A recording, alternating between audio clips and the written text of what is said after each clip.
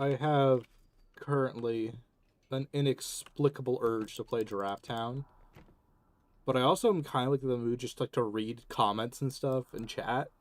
And also, I haven't been doing a lot of live streams lately, so welcome all 0 viewers to the late night Giraffe Town live stream. I expect like 5 people to show up. I doubt many more. Hey, Solomon Clemens, Pajama Gaming, Redbot, hi, welcome people. Fazberry, welcome. Rhodes Ha. I'm playing Giraffe Town as the background game thing, so there's something happening. But this is actually going to be mostly me reading chat. I just was like in a real Giraffe Towny mood. I kind of want to practice my speedrunning for this game. Evi Amundali Dudasaur. NDJ Panther. New phone. Oh yeah, it's 8 a.m. It's late. Oh, it might be early for some people, I just realized. I'm playing Giraffe Town. Okay, I'll just call you Dean. Noted. Chat's not on the screen. I don't know why I don't... Actually... Giraffe Town is peak gaming. I'm sorry. Impulse Evan, I'm sorry you're not... sleeping. But you can listen to the dulcet tones of Giraffe Town. The greatest video game ever made. Chris Phelps, welcome. I think I want to get a different kind of audience than I usually do streaming with this one. First thing I gotta do if I'm gonna practice Giraffe Town attempts is get Red Giraffe set up. What hurts more, the claw or being bit by Fredbear? What hurts more? Probably... Okay, I assume the baby's claw would kill you pretty quickly. Like, it's... Like, baby says there was screaming, but only for, like, a moment, right? Oh, dang, I couldn't do the skip. For context, I'm the world's best Giraffe Town player. Like, here, let me not... This is not even... Okay, I'm gonna have to use my YouTube accounts. And, let's pull up speedrun.com. If people don't...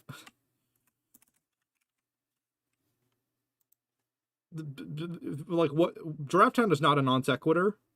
I am literally the best Giraffe Town player in every single category of the game. I've gotten this game down to 14 minutes, but this was, like, over a year ago at this point. So that's what, like, that's kind of like the bit to this, if this makes sense. And I was watching, there is a very niche, small Giraffe Town speedrunning server, Discord server, that I'm part of, and someone's friend was playing Giraffe Town for the first time on live stream, and that kind of got me in a Giraffe Towny mood. So that's what got me, like, into the thing for this.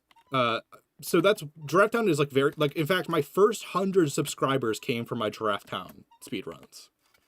Well, my first 60 were something separate, but... Yeah. Giraffe Town's a really funny speedrun game because... I mean, it has, like, a checkbox of every single thing you want.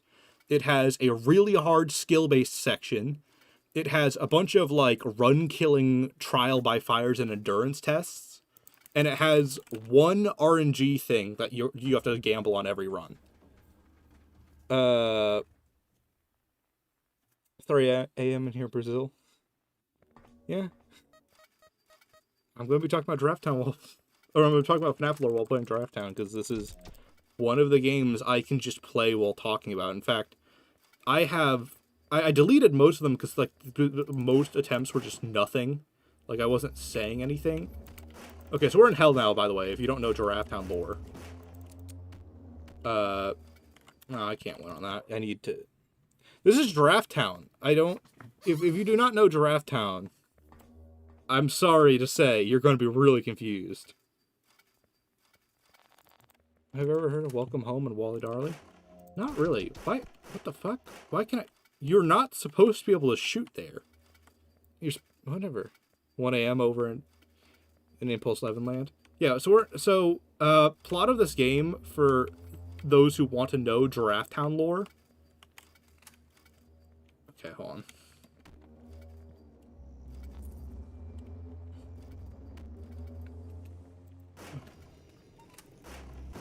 So yeah, we just did a wall clip. Like I said, I speedrun this game, so I know everything basically in this game. Let's see if the key is in a... Nope. Okay, so you have to click 2 keys in this level. This is the RNG. So sometimes one of the keys will be very conveniently placed. Other times it will not be. I'm just going to do the trick I actually came to this level to do. Yeah, it is actual Impulse 7.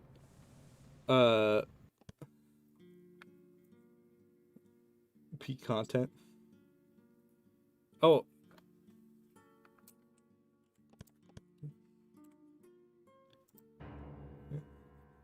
Oh, cool. Impulse 7 got a shout out during the Rytoast latest thing, which I have to watch this one. I have to binge watch the Rytoast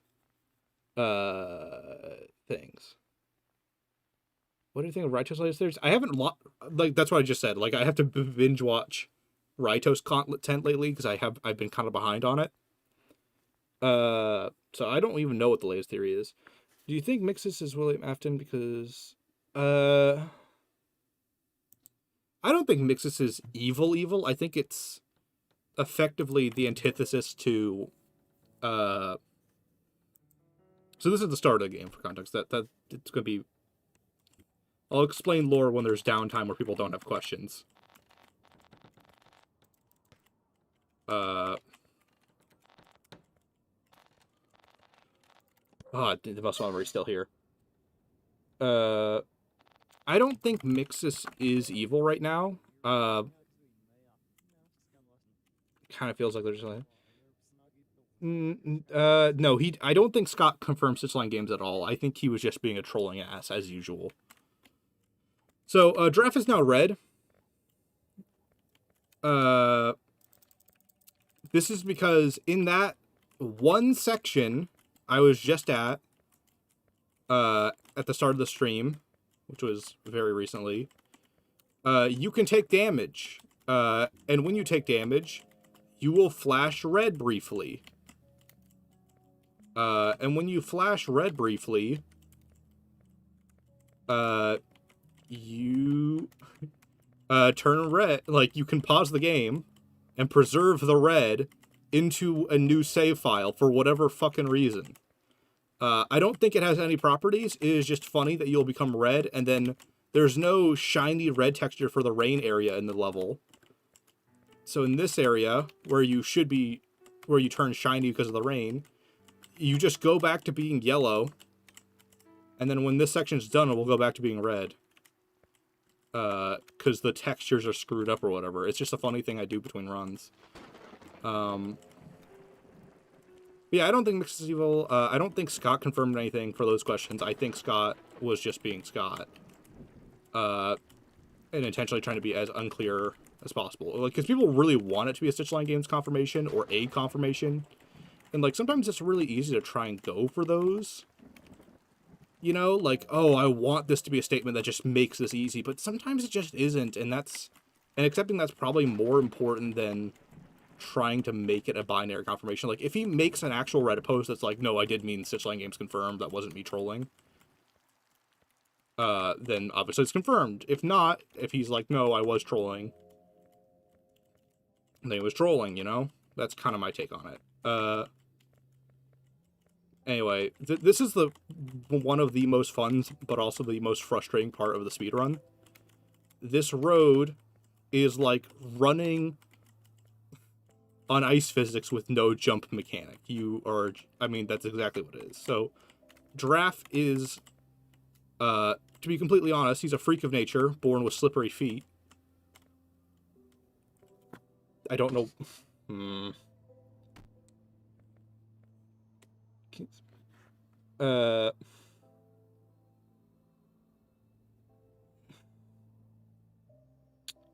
Yeah, so this game is very clearly... Okay, Mangel's gender... Yeah, it's the Mangel's gender joke. It's the... Raise the question, then give the answer yes to a not yes or no question. Which I know, yes, is more of like a mathematician's answer joke of like, when you're given an option between two things, you say yes to mean both. So like, would you like figgy pudding or rice pudding? And you would say yes, because you want both. Even though it is not a yes or no question.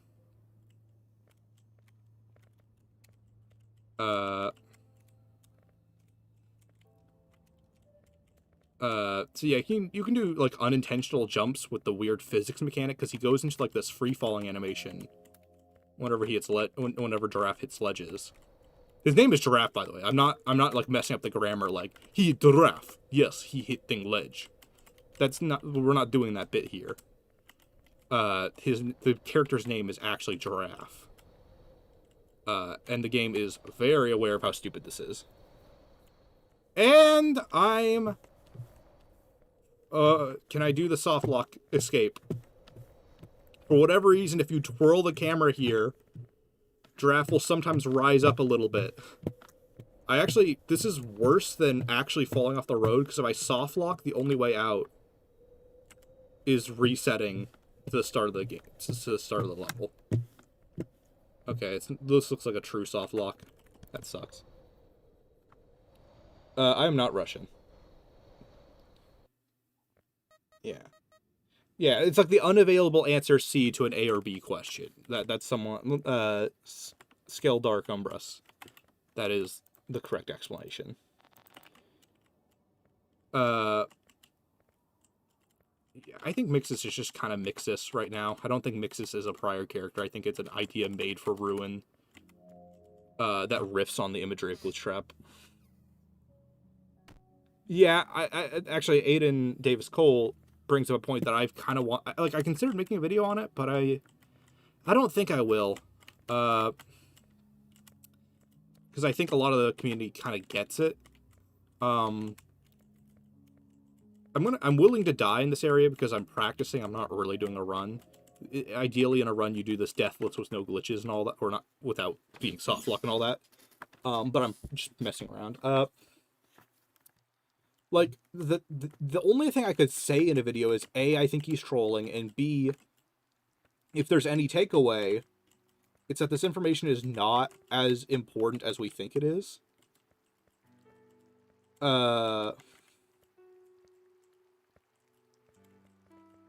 Like, if Scott really felt we had to know an answer one way or the other, he would have said it by now. But clearly there is something to the debate itself about Stitchline games versus it not.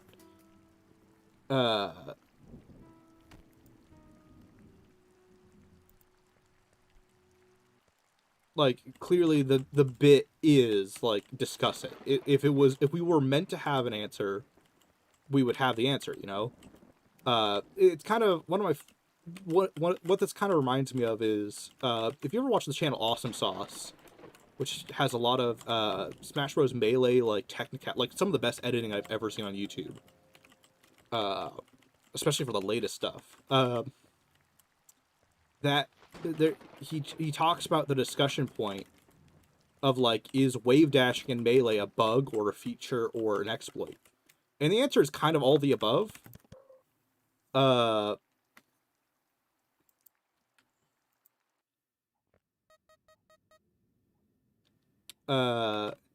Basically, for the actual wave dashing thing, I'll finish that topic before I go with what I mean with FNAF. Wave dashing was something noticed in development. They were like, hey, that's cool. And they just, like, left it in as, like, like, hey, you can do this movement tech thing we figured out.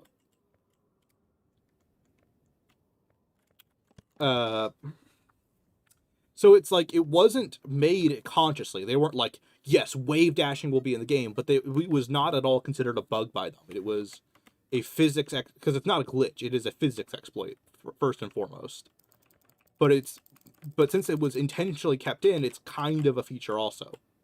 The Stitchline game debate, I think, is actually kind of like that, if that makes sense.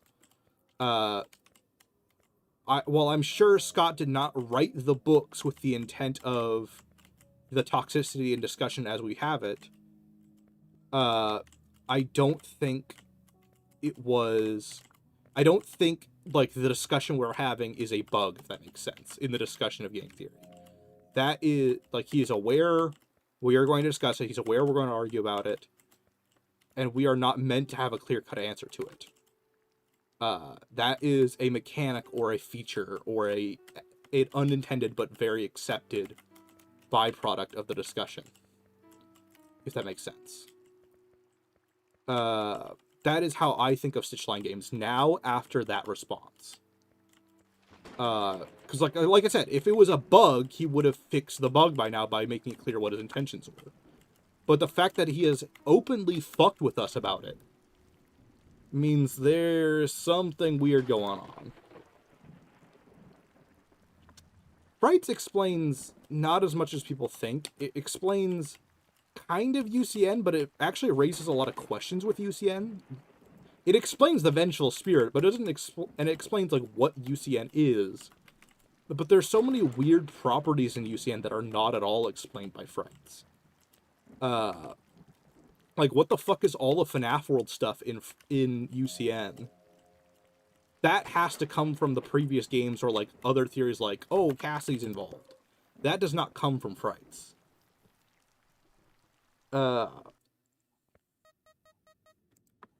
And it kind of deals with the MCI, but then once again, it adds in a wrinkle with when it does talk about it. Because it's like, okay, yeah, we do confirm Susie is Chica, and we confirm the MCIs in 1985 should Stitchline games be true.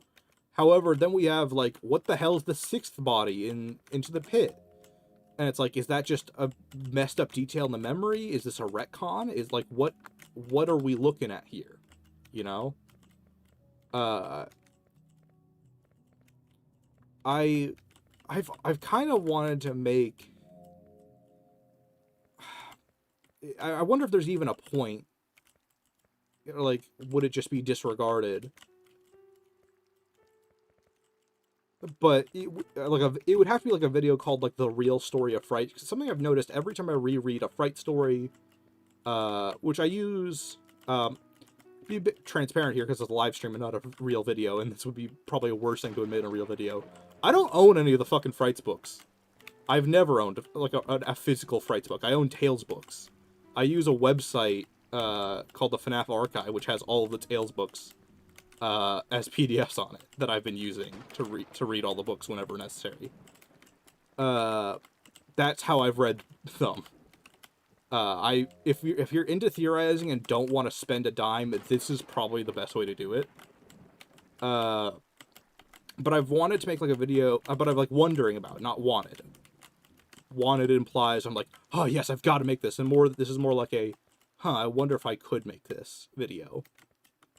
That would be like something, it would be called something like the True Frights Timeline or something like that, which is piecing together this theory that Frights is its own take on the story, and what Frights was trying to do was tell us its version of events, and this would be kind of like Parallels, where it's like, we have to figure out what those mean.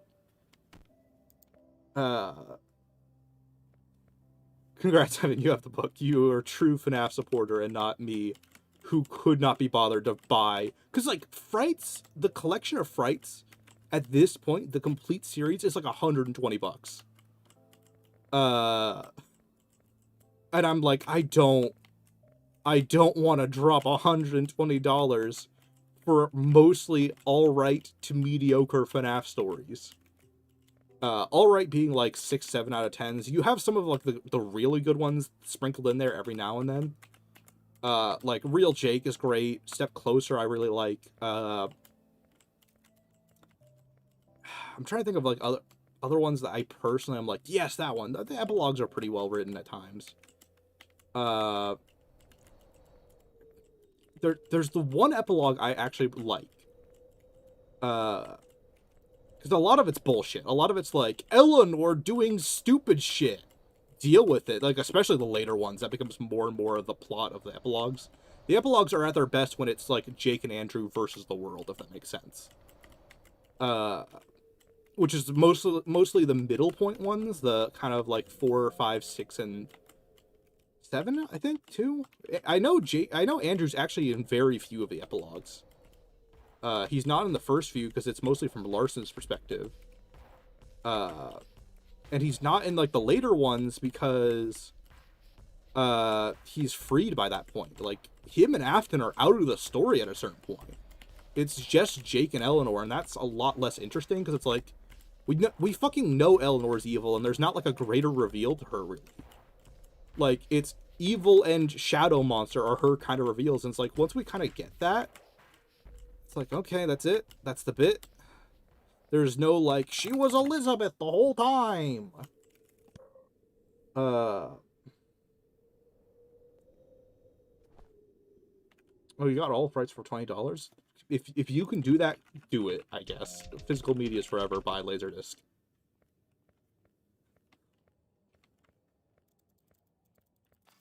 Yeah, I do wonder about the Ghost Riders a lot. Because I can feel it sometimes. Exactly. It might be a bit cruel to say, but like so much of the FNAF stories aren't even that bad. They're just fucking like nonsense. They're my problem is my character problem is the thing I'm going to get punished for is speeding, and I hit a kids at play sign. I think in that story, which to be honest, that story I haven't actually read. I've watched the doco summary. There are some stories I'm just like, I can't read this specific story. It's so dumb. So I just watched the doco summary because it's like no one's saying there's any lore value out of it. The summary of it on like the wiki is really stupid sounding. And like, do I waste my time reading a story that people are not regarding well? Count the Ways? Count the Ways. That's the fucking... Is that the one with... Where fucking Funtime... Some of the names are very generic. Like, Step Closer. That could be any story. It's only, like... I don't think people would remember Step Closer if MatPat didn't say it was the solution to the Mike Bro debate. It's not a bad story, by the way. It's a memorable story for, like, the actual story content, but its name is real dumb. Count the Ways is one with Funtime Freddy and girl character. I don't remember her name. And she's, like, in the stomach, and there's, like... Is there her, like, grandpa's pawn shop or something like that? Or, like, an old attic? Or am I mixing in the pawn shop screenplay of it there? It's like... Yeah, it's Funtime Freddy. It's... I just remember it being Funtime Freddy. Like... Oh, was she emo? I don't even remember that one. So many of the stories bleed together.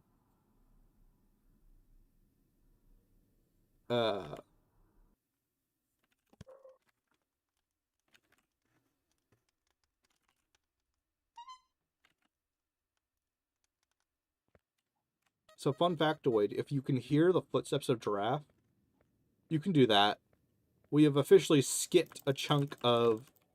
So, like, that entire, like, heart screen where hearts are appearing on screen, you can actually, like, walk around during that time, because he didn't put a lock on your movement. There's one developer for this game, Sam Ricketeed, by the way. So you can just walk around during that screen.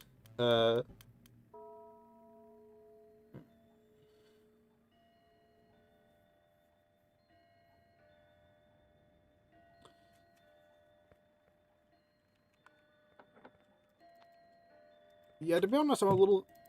Like, Remnant kind of made sense in a vacuum to me, if that made... Where it's like, okay, we're doing soul juice. We're doing...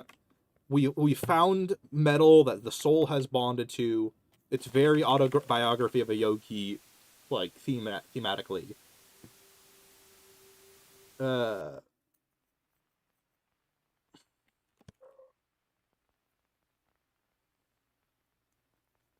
I'll answer Elsa J's question a bit, but like that totally makes sense if you know Scott's history and you know FNAF 1. Remnant is actually very ingrained into the start of the series, so I get that one. Agony I kind of get, but it's a little frustrating because it's like, what the fuck? Why can we... It almost feels like the power levels equivalent of the FNAF universe, where it's like, oh yes, we have quantified an emotion.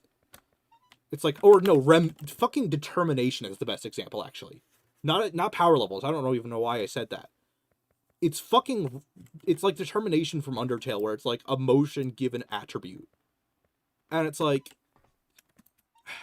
I don't mind the idea of a supernatural like element or force at play. I don't like the idea of the MacGuffinization of it that a lot of theories have. I actually don't mind it in Fright as much.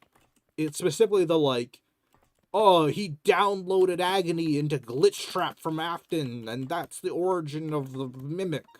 It's like, you fucking... It's that loosey-goosey, everything is agony, everything is emotion, that gets a little frustrating. Like, it's not even that breaks the rules, or that's not a viable theory. It's just like, that's just so fucking weird, you know? And I'm having trouble explaining how bizarre it is. Oh,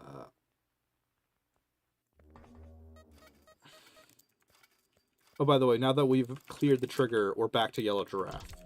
Because the flag to reset Giraffe's color when he gets hit is in this level. Like, I think this level is constantly checking whether or not you're hit stun to revert this. This is Giraffe Town.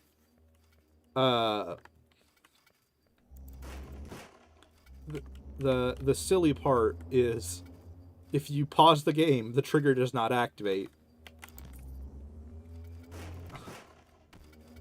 And you can just kind of do whatever you want. Key here, key here. Okay, we can reset game. And it's just like, look, I guess it's the MacGuffinication of it. Oh, it's just the energy source or whatever. I don't like that one. I like, it's a little bit better when it's like actually how it works, you know, like the idea of like, oh, the suffering, like if agony is like the starting point of Remnant, if that makes sense. Like, it's the suffering and pain that causes people to bond to things, and attach to objects. That I'm fine with. It's the like contain and store agony to use it for projects. I don't like that. I don't like the idea that fucking emotion, especially if one is like a raw and potent as like suffering and death, can be like fucking stored. Because Remnant is not that. Remnant is not like soul downloaded. It's taking material that has been possessed and fucking putting it in another body. That's kind of metal in its own way, pun intended. Like, that's like, imagine you fucking kill someone and they bond to an effigy, and then taking out chunks of that effigy and like stuffing it into like another one to transbond the soul. I'm fine with that concept. It's when it's like, ooh, I fucking put your soul in a syringe, that starts getting dumb. And it stops being like a narrative about like inhumanity and like experimentation. It becomes like, fuck it, we have soul goo.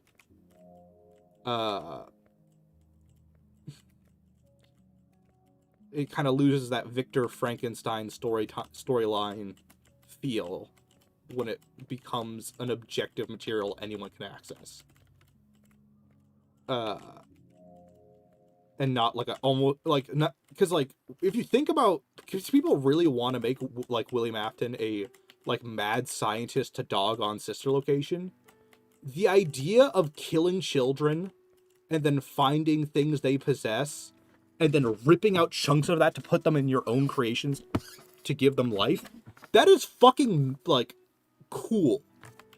And I can't be like, oh, he's a mad scientist trying to control and restore death and life.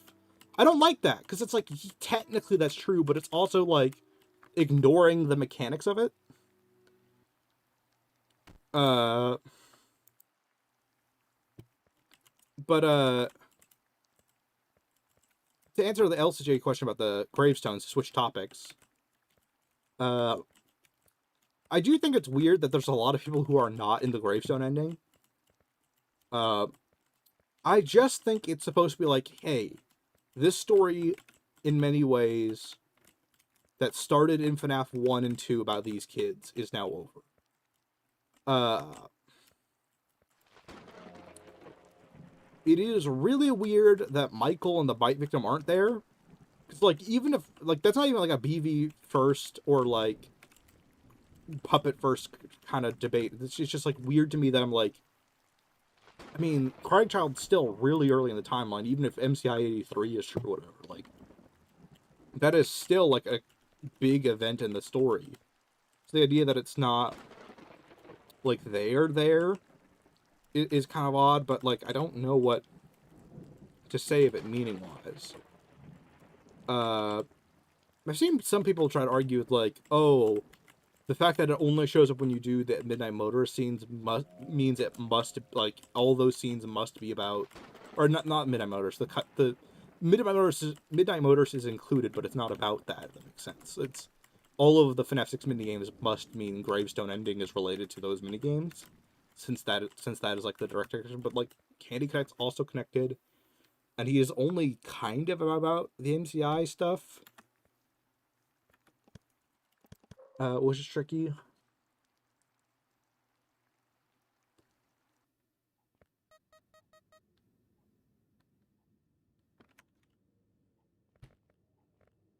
Um, I think Sister Location is after 1. I would say, like, the actual game, I would say, yeah, it's after 1. Unless, the only way I would feel like it would have to, no, yeah, it has to be kind of after 1. The only way it can really be before 1 is if MCI, or if Molten MCI is deconfirmed, which, while I have many problems with Molten MCI, I don't have a theory that I feel is better right now. I have many theories that have great points. Like, I think there are genuinely some good points in Rockstar MCI, even though it's dismissed by a lot of people. And I think there are some good points to, like, the lefty MCIs and your Springtrap MCIs. But I'd be lying if I said Molten MCI didn't have a lot of weight to it in some spots. And Molten MCI Alter S directly explains, like, a timeline of events of the MCI kids, like, being broken apart and reunited. And also, Molten MCI adds a bit of an extra narrative to, like, what the Happiest Day minigames could be, because, like, if you think about it, like, why would they need the extra help to be brought together? Like, why are they separated? Well, if they were all metal fucking slurry and shit between a series of animatronics, and, like, we're losing their sense of self to the Funtime animatronics, which we know is a thing with Elizabeth, and Elizabeth isn't as much slurry as they are.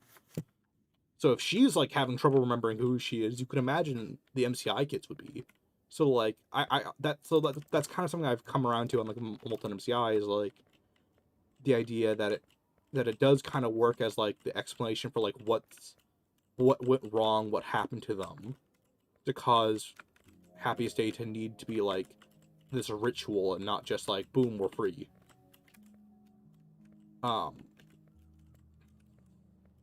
But if Molten MCI is ever deconfirmed, there's nothing really stopping Sister Location from being after 1 or before 1, or from being before 1. I mean, that doesn't mean it has to be before 1, you know, it just means it could be.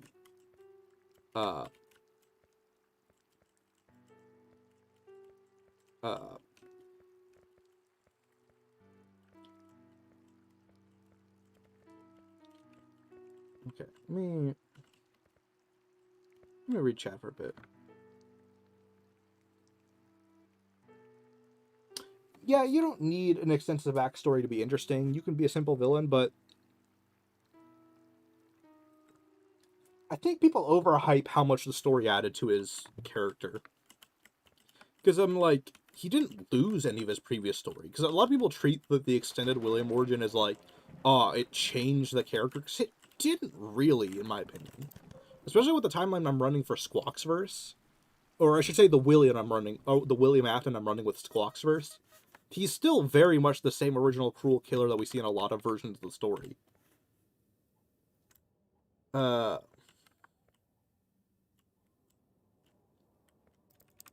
But he's evil in a very, like, the Squawksverse William has a few, like, layers of evil to it right now.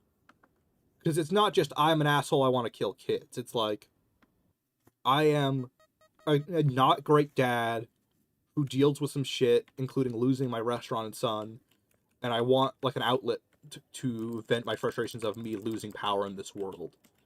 And that makes the Squawks vs. Williams story is almost more like a character study in the desperation of like, oh, I hate that I can't control these things.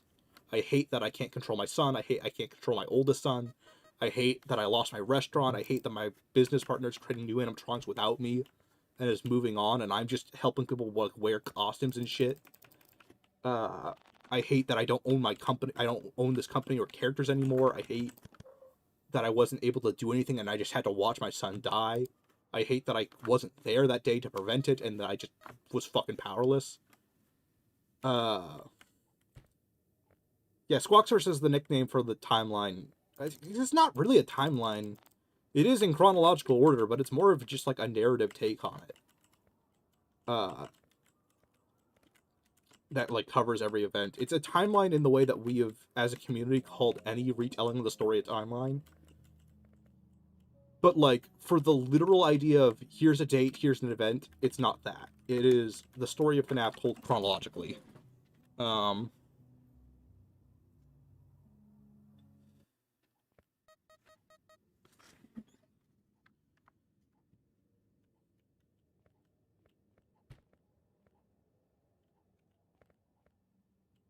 Yeah, I don't think I'm at the point where I don't think William is super sympathetic. I think he might have.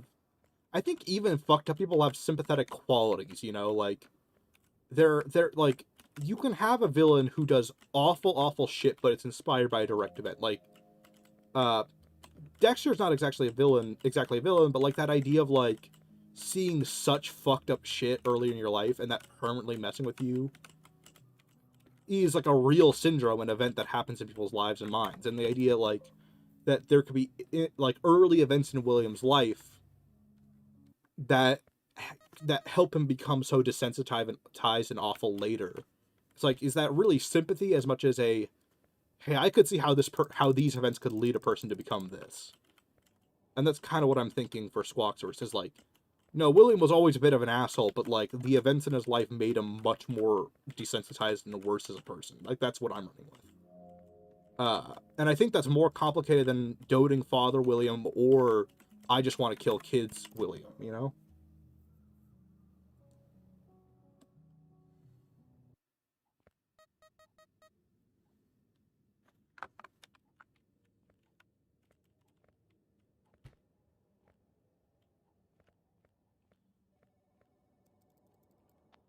I kind of agree with Maxwell where it's like the idea is he's not a great dad, but it is still his motivation in many regards. Because I'm like, I can't imagine any person, even if you're like a sociopath, would have no response to your own kid dying. Like, even if you didn't care for the kid, their societal, like their social impacts of like, hey, are you okay? Your son's dead. Like, I think that would affect William. I think stuff like his restaurant fucking getting closed, I think that would affect William. Like, there's so many layers to like a tragedy beyond the emotional response. For example, like let's say, like you're a kid in high school and like your parent fucking explodes in a bombing for some reason. Let's say there's a bombing happening for some reason. Like, even if you were the most fucking apathetic child ever, or teenager in this context, I said high school. The fact that shit exploded, likely your house, if this is like a bombing, that's gonna fuck you up even if you didn't care about like your parents and were a complete psychotic lunatic, you know? Now you have this time period in your life where you have no house, nowhere to go, you have no one to provide for you. Like, that's what I'm talking about, where it's like, you don't even need to give a shit about your family if a tragedy is enough of a tragedy. Which is part of the thing, like, Fight Victim is definitely the least evil Afton. I don't I will say Mike is the one who rights the most wrongs, and William definitely is the worst mental at like overall. But like Elizabeth still became a psychotic bitch with time. Granted, it's not at all her fault. But, like, baby, like, there's only so much that baby can do to mess with someone. Like, there had to be some of that original emotion to be messed with, you know? Like, I don't, like I said, not at all her fault. She would have probably been a normal, maybe slightly bratty, maybe slightly entitled kid. Should she have grown up, but, like, fuck, man, like, having William as a father probably was not a good starting point for her life. Because, like, if you think about it, yeah, the other fun times are pretty monstrous in many ways, but none of them are as fucked up as Scrap Baby ends up being. That was emotional trauma from the start. Like, Elizabeth, if that makes sense. I'm not, like, once again, I'm not saying she was inherently evil or that she was a bad person before. I mean, like, she was set up for failure in many regards.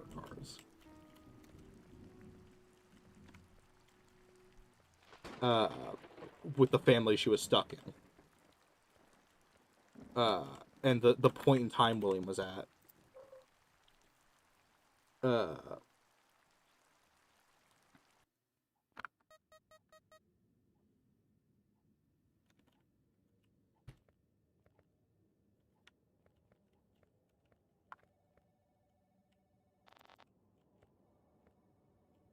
Oh yeah, there are lines like killing your kids unprovoked. That's fucking pointless. There's no reason for, especially early on in the timeline, for him to kill his own family. And also, like,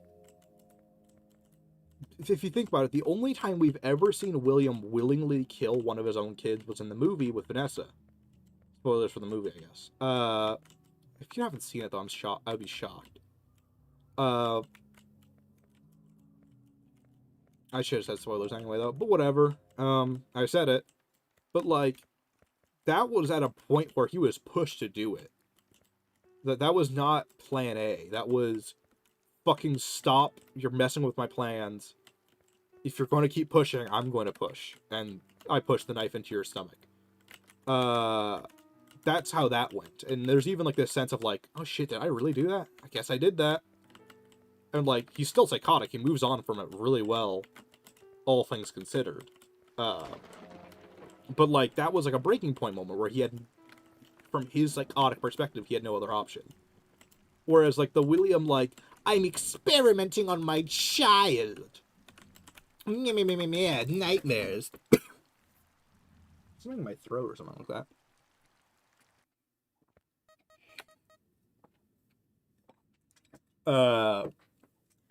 Free FNAF 4 minigames. I don't really get those theories. I'm like, why? What experiment are you even running at that point? Because, like, all the explanations are really weird and shallow. Where it's like, he just wanted to know about dreams and restlessness. And it's like, what the fuck? You're a pizzeria manager.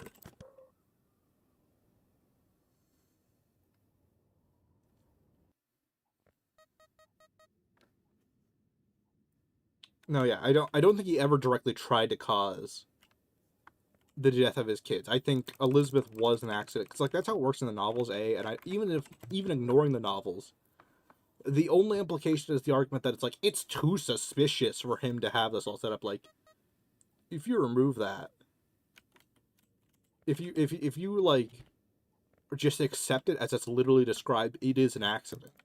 It only works if you make the initial, like, assumption that it was too perfect. From, like, because there's a thing with storytelling where it's like, this is part one of the components of suspension of disbelief is the story has to happen, period. And if you think about it, there's an inherent narrative bias to every single story. Think about, like, my go-to example, I almost put this in a few videos, actually, is Ready Player One. Why are we following Wade? We are following Wade because he is the one who will solve the egg hunt. You know? That's why we're telling this story this way. We are following the person who is special in the story because he solves the egg hunt. We did not pick a random person and make it about... Like, we did not pick a random person in this world and make them the one who solves the hunt. We are following the story of the person who solves the hunt. They are special because we are we are focusing on them because they are the one to do the thing. Likewise with Elizabeth, it's like, if we want to tell the story about Afton fucking up, he needs to have the scenario for him to fuck up in, you know? Like, for either setup, it can't, like, it's not a real event, you know? Like, you can't, like, it's kind of like the fucking, like, Kennedy assassination bullshit. It's like, that's a real event. You can argue, like, wow, things just happen to go that way. But this is, like, which I'm not saying Kennedy assassination was fake, but I'm like, there's an argument there, maybe, of, like, oh, or, like, the moon landing bullshit. That's, like, the argument of, like, it's too perfect. It's not a real event! It's a fucking written story! The event can be too perfect! Like, you know?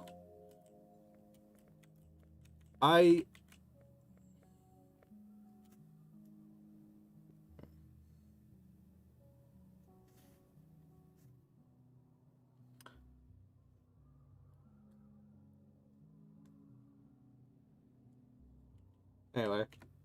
I just have to stop to read chat, because, like, I can glimpse at chat, but I can't, like, really absorb what people are saying while playing at this speed. I probably could with the Sun Eater fight, which I'll probably go to after this next successful attempt. Let me read chat. My favorite, probably not true, but compelling theory? That's a good question. I think Shatter Elizabeth was one of my big ones, but even that kind of, I think, has some level of truth to it. Not the narrative I was going for with the original script for Shatter Elizabeth, but if you're ever wondering what happened to that theory, the theory was kind of, is the experiment with remnants in sister location not necessarily just about bringing things to life, but, like, effectively Jason Todding, I think it's Jason Todd, from Batman Beyond's movie, torturing a kid to the point where they would take on the properties of the desired outcome. Like, in that case, in the case of Batman Beyond, torturing Robin to the point where he Joker torturing Robin to the point where he becomes, like, a mini little Joker. The idea of Shadow Elizabeth was, like, was that happening in the sister location bunker where William was trying to take victims, including his previous ones, and torturing them and mentally fucking with them, and literally rearranging the parts in them to the point where he could reconstruct them however he wanted. That was kind of like the initial premise of Shadow Elizabeth, and that was, like, carried over to, like, what's going on with Elizabeth's perspective, and, like, the idea that the name Shadow Elizabeth came from the idea that all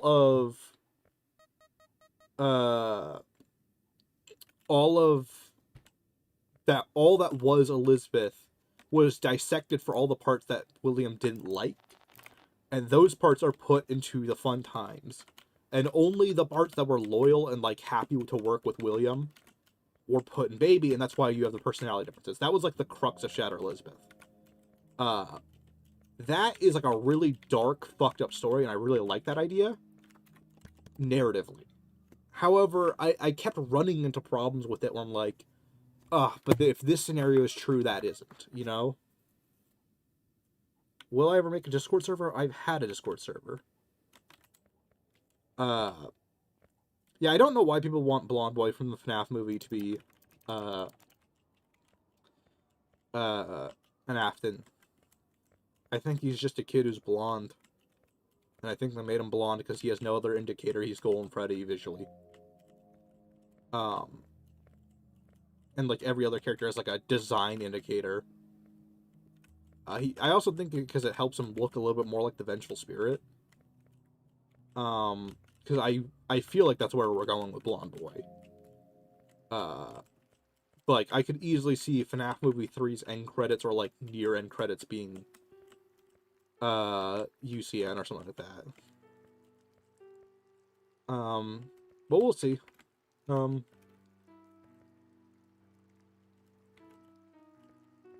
Cause, like, my biggest thing with Blonde Boy is he going to be Michael Brooks? Or is he going to be called Cassidy? Or wild card is he going to be called Andrew, because he's nothing like Andrew or Michael Brooks is the biggest thing. He's a lot like Castermind Cassidy, actually. That was actually part of the inspiration for how I talked about Cassidy in Cassidy Mastermind.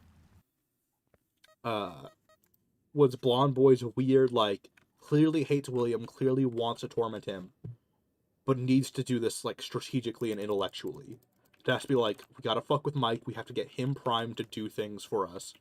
We want other souls, we want Abby, we want, like, I'll fuck with your dreams, I'll give you what you want if you give me what I want.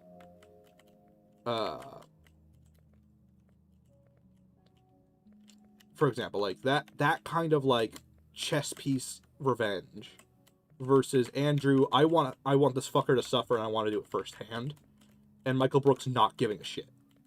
Because Michael Brooks is just fucking Charlie from the games.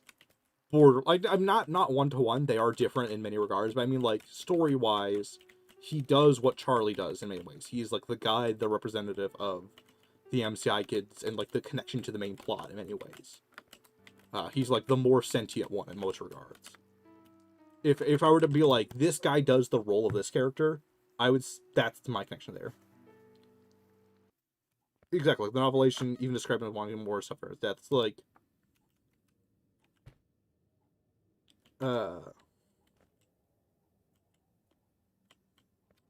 here's the thing. At this point, there's just as much argument I could see for Cassie being a boy as a girl, because the points for him being a boy or girl are like, hey, novel Cassidy, who is a wildly different character, I will say.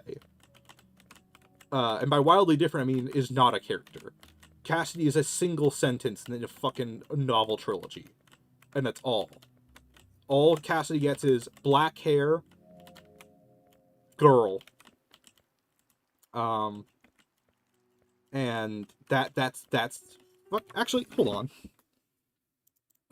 Let me okay, this is not okay, good. I was worried this would like pop up full screen. Let's use my good old friend, the fourth closet, because this PDF is so much easier. Oh wait, this is the, yeah, no, here we go.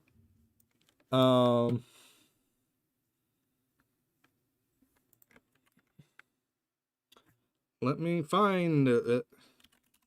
You want to see Cassidy's role in this goddamn series in the novels? Yes, that's him, she smiled. My name is Susie, she added. And that's Cassidy, a girl with long black hair approached carrying more pictures in her arms.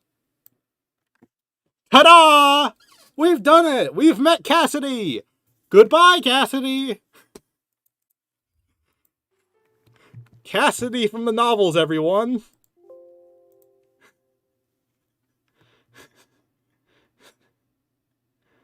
Oh boy.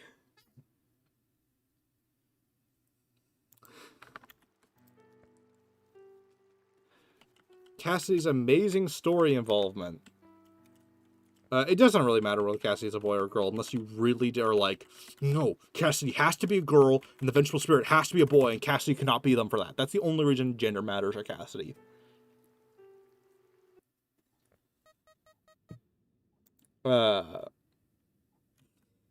Peak fiction. It is.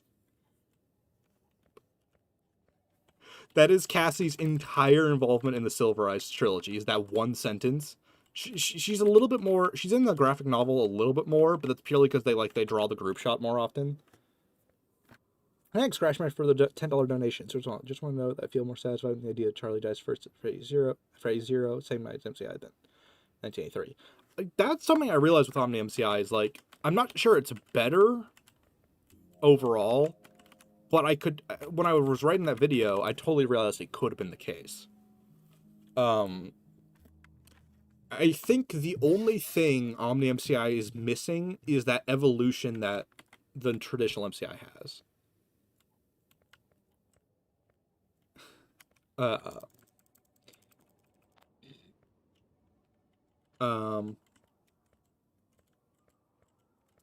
I do think it like worked as like a one night where William just is trying to take out everything on everything that Henry has ever touched, basically. And there is the thematic overhaul between like the 3 minigames of FNAF 6. Uh,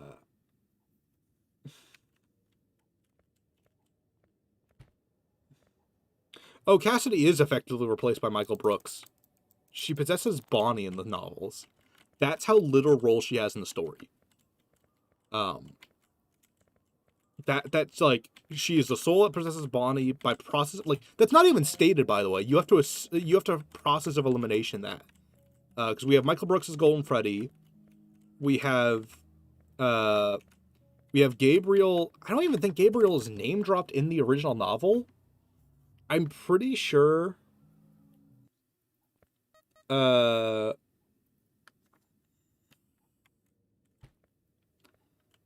I'm pretty sure. He's not mentioned in the novel. He's mentioned in the graphic novel. And so it's like, okay, if we have Gabriel, then we have Fritz, Susie, and Cassidy, and Michael Brooks as our list. And if the others match their suits, and we know Michael Brooks is Golden Freddy, that would leave Cassidy by default as Bonnie. That's how that works out. The kind of like bit with that though is like, oh, do you argue it's the same character or it's different? Because it's like, on one hand, we have characters like Michael Brooks who share a first name with Michael Afton, but it's a completely different character. You could argue Cassidy is the same. However, it's like Cassidy is closer to game Cassidy than Michael Brooks is to Michael Afton, being an MCI kid at least in this timeline, which Michael Brooks doesn't have with Michael Afton. So it's like it's one of those tricky like tripwires of theorizing of like, oh, do I count this as a variant of game Cassidy or another character named Cassidy? And then there's like the developmental side of it to consider.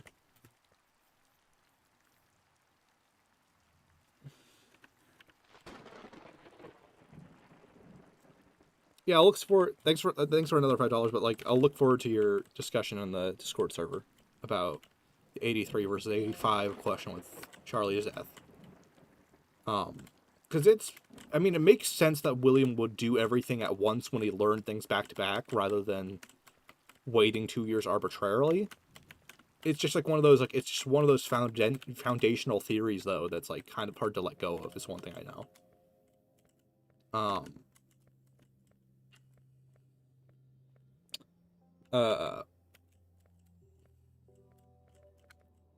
But like if you think about it, to go with the gender thing, like I said, the developmental part, like since Cassidy is so barely in the novels, like as I showed, one sentence in the entire thing. Oh, that's death.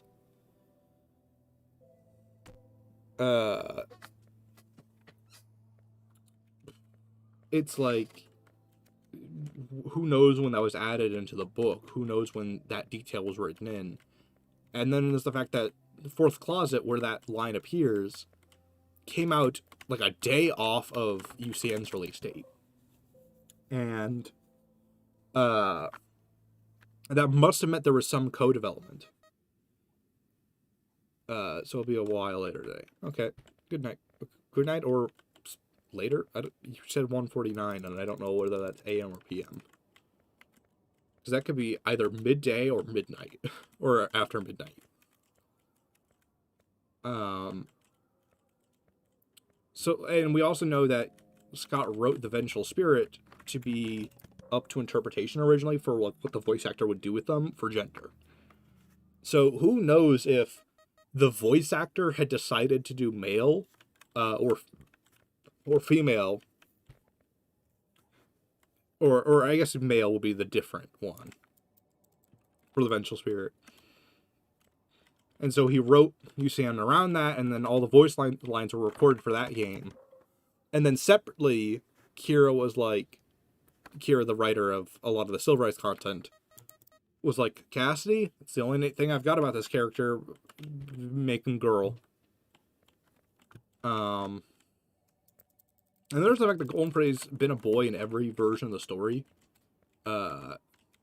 which is another complicated aspect. There's the fact that, especially if Castermind is true, Cassidy has more in common with the Vengeful Spirit on a conceptual level than Andrew does, other than the spirit who torments William, which is like, that's definitely a thing that Andrew has over Cassidy on paper.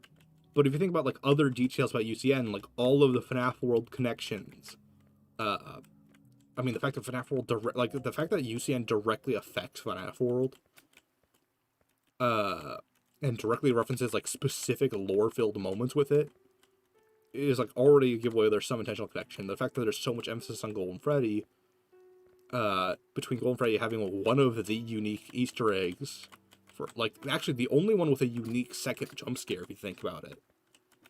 If you count Fredbear as an extension of Golden Freddy as a jump scare. It's like it only, if you were to go, if they were like two characters who had to be like compared, I would pick Cassidy. There are a ton of Michaels.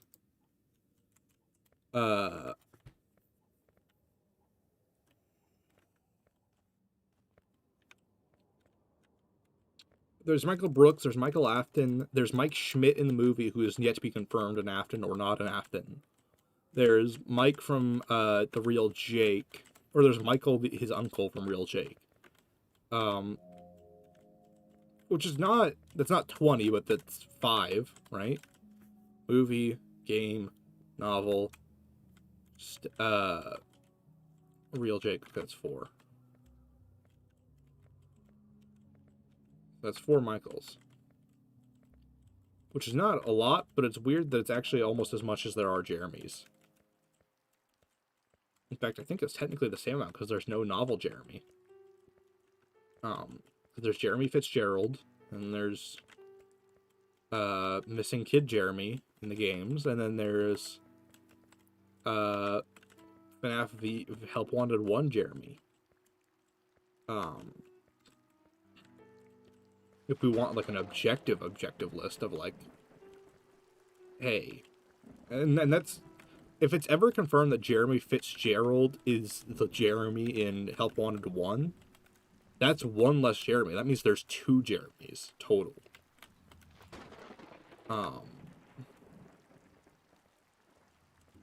So it's like, you know, there are more Michaels. No, there's Jeremiah in, I just remembered in Frights, there's Jeremiah. Is there any other Jeremys in Frights? Or is it just Jeremiah? So that makes it, 4 total in that case.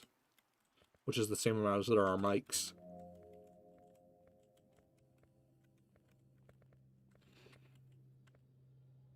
What would you change if I would roll your guy at FNAF? I would probably keep Mangle, but cut a lot of FNAF 2.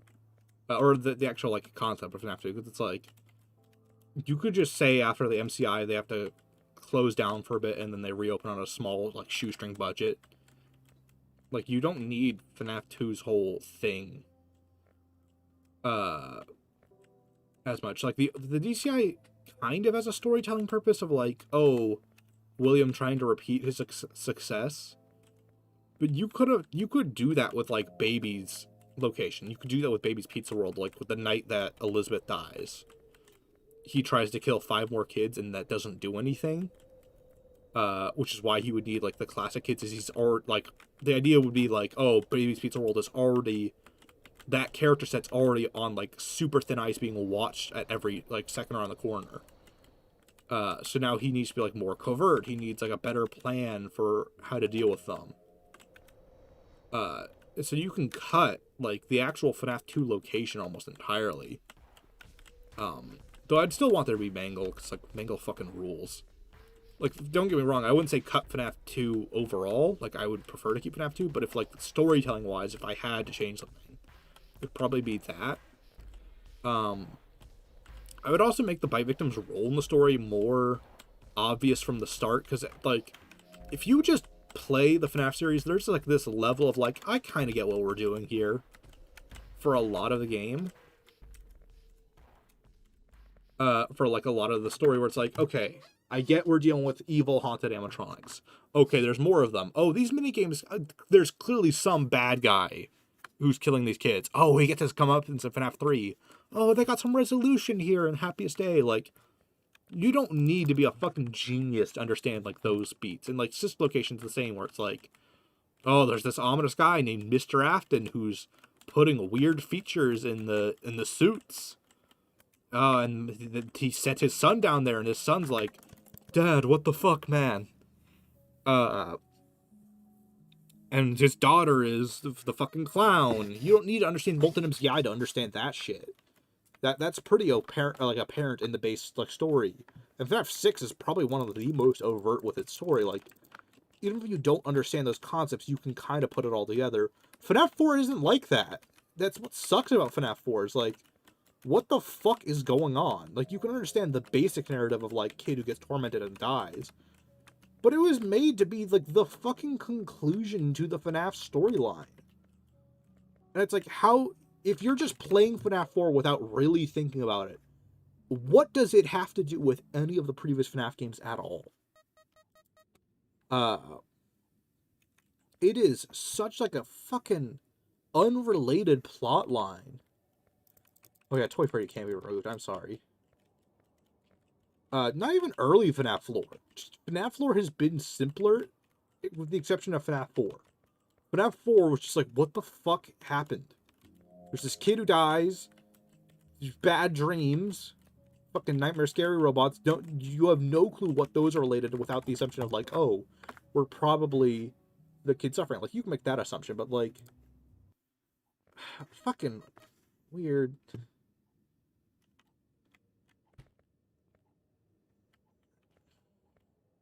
Oh yeah, like I said, when I say you can just like play it, understand it, could you tell me that was Phone Guy from FNAF 1 as the ambience in FNAF 4? Without you processing the audio to figure it out? I don't think so. That's what I mean when I say FNAF 4 makes no sense to someone just playing the games casually. It's like, it's not even like brought up again. Because FNAF 6 doesn't talk about it at all. Like, not directly, you can kind of assume some if you're deep into theorizing, but like, could you just play FNAF 6 and be like, yes, clearly what we're seeing happening is, the Rabbit Man from FNAF 3 is the dad of that random brat from FNAF 4, and he's here, and that was like the jump start. No, you wouldn't fucking make that connections just by playing the games. You would have to, like, be in the theorizing community to be discussing the Easter eggs and details. I don't, like, because I'm talking about, like, stopping, looking at assets, looking at, like, the detail, like, putting it all together and thinking about it. I mean, just, like, fucking playing through the game, beating it without diving into every corner of it. Would you be able to understand half this shit? And I don't think you would. Specifically with FNAF 4. But I think you could, to an extent, understand, like, oh, my daughter. Oh, it's that freaky puppet thing from FNAF 2. So this is the dad of Puppet Girl. And, oh, Rabbit Man killed her. How bad. This guy is the bad guy. We remember that from FNAF 3.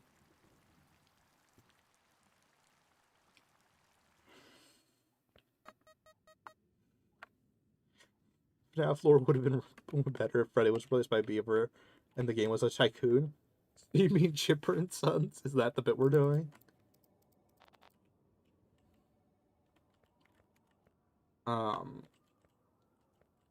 Like, FNAF 4 is such bullshit. Like, even fucking Security Breach. You can kind of get, like, oh, that's evil corpse Rabbit Man. Even if you don't understand, like, the glitch trap mimic debate, you're like, oh, okay. Evil corpse Rabbit Man basement make Rabbit Girl do bad shit, but she doesn't want to because end of Help Wanted 1. Okay, got it. Oh, she free now. She worked to stop him in Help Wanted 2. And now we are Dumb Girl. Not actually that dumb. Cassie's pretty typical intelligence for a FNAF character. Which is, like, I can't think of many in the gameverse characters whose trait is dumb. You know? Oh yeah, fucking Bonnie says, if you were casual and played FNAF 4, there's no way you'd be able to guess illusion gas making mannequins move around to torment a child. No fucking way to understand that. Oh yeah, there was a chance there would be a beaver in an alternate timeline, because I was one of the candidates for Fox's mechanic would be a beaver character, but he ultimately didn't. In a way, the beaver is possible, but also completely impossible, because the reason it wasn't picked to be a beaver was because he didn't want to be related to Chipper and Son. So the only timeline where Foxy would be a beaver would be one where Chipper and Son didn't exist, and FNAF wouldn't exist without Chipper and Son. So it's like you can't have one without the other. So it's kind of one of those, like, there is a timeline because he said there was, but also there isn't, because those events never happened. If that makes sense.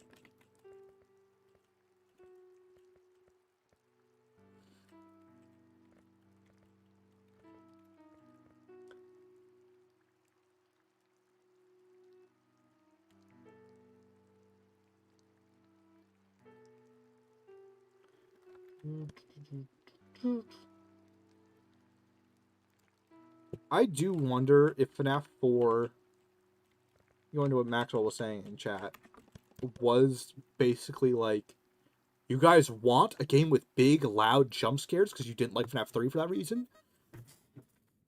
I'll give you guys a game with big, loud jump scares. And then he was like, fuck, I need a story for this. And that is like step 1 of what leads to the crying child arc.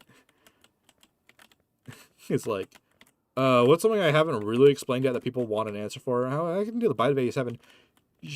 What am I doing with the Bite of 87? Golden Freddy. Golden Freddy did the bite. I didn't explain Fredbear's either. Let's have it at Fredbear's. People won't mind if it's in 1983, right? Oh, fuck. And now we have modern FNAF lore cleaning that up. That's one way to look at it. I'm not sure that's how I'd say the timeline would go. There might be more. There's probably more to it, I would say. But that's like a funny way to envision FNAF 4. It's just like, hey, I want to explain the Bite of 87. What's unique about Golden Freddy? I did not think about what this would mean to the fandom. Fuck, undo, reverse, Control Z, FNAF World. Oh, people didn't like FNAF World. I can't let this be the note the story ended on. Sister Location. People liked that one, but I didn't really explain anything. I mean, he explains, it sets up a lot of new plot lines and does, like, re-ground the series and, like, this is what we're doing.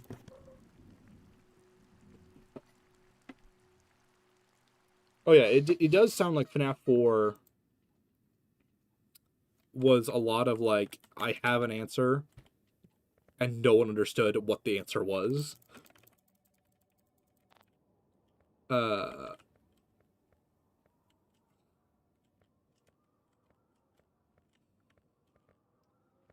Because he, like, in the docu interview, he was like, when you play FNAF 4, you're like, what the fuck's going on? I mean, that's not how he phrased it, but he was like, it was too open to, he talked about how it was too open to interpretation, and how it's like, it's just a lot of things seemingly happening and you're not clear why when you're playing, which is what I've been talking about.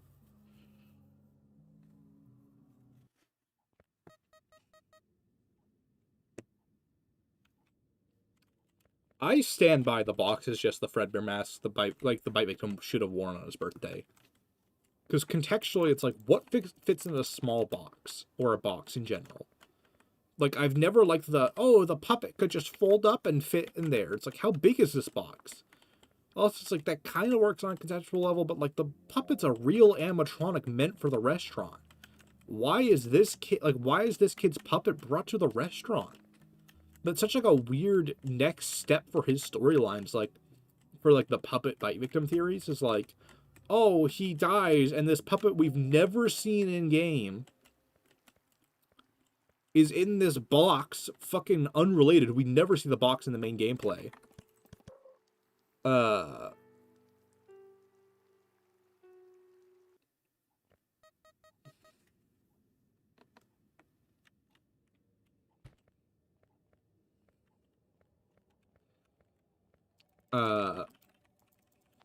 Whereas, like, if it's the mask, it A, makes sense why it would be, like, locked away and, like, temporarily forgotten.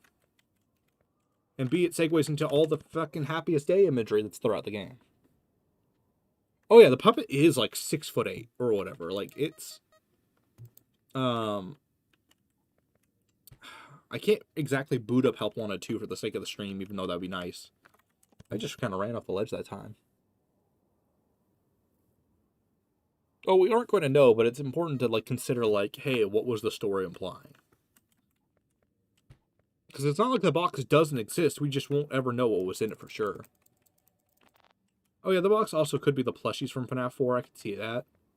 But like that doesn't. Scott talked about the box like, hey, it's the pieces put together, which kind of implies the box was like the answer, or like would have been like this ending point setup. You know, like we brought everything together. Here is it all. So it just being the 5 plushies is like kind of a weird point to end on.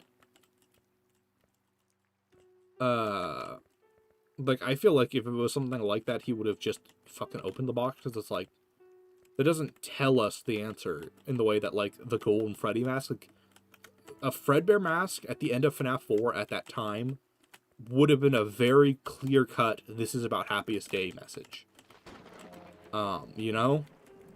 But like a lot of other things don't have that oomph. It's kind of when I talk about like one of the points that's always been a value of Dream Theory to me is it fits what Scott was talking about with like, hey, people probably wouldn't have liked what I was going for. Like, would the community have even accepted it that way, being the specific quote? It's inside the box is an embarrassing picture of SpongeBob from the Christmas party. That's the best Patrick I can do.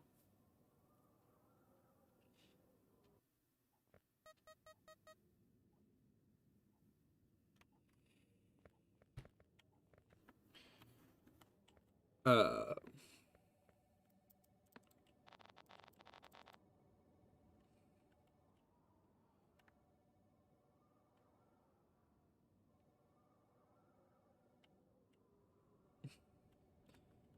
I'm not sure the box got retcon, because like I know Scott said like, yeah, in a way the box did change over the years, but he didn't literally phrase it as the box just did change. He phrased it as in a way the box changed over the years.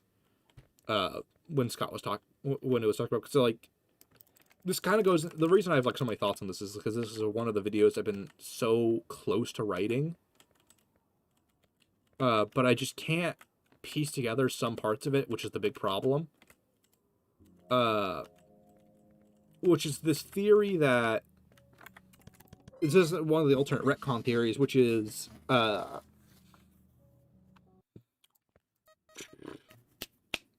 that the retcon would be the meaning of happiest day. But my problem with that is it's not one retcon, it's like a variety. That's kind of one thing I'm not working on, that I'm struggling with that video, is like, what is the titular retcon supposedly under this theory?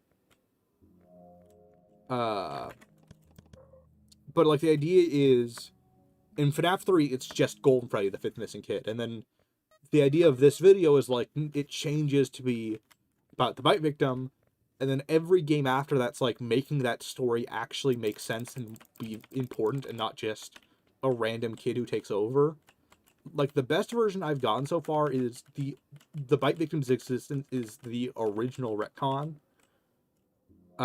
itself, and every game is just adding info to that.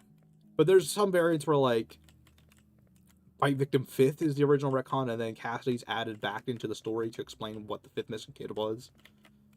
That was like one version I wrote around, and I'm like, no, that's too many retcons, because it's the retcon that the 5th kid doesn't exist, and it's this kid, and then it's a retcon that they do exist, and that's like really dumb and confusing. Whereas the closest I get there to being one retcon is like I said, the retcon is the bite victim is the 5th missing kid. Or not the 5th missing kid. The retcon is the bite victim is happiest day kid. And that gets changed to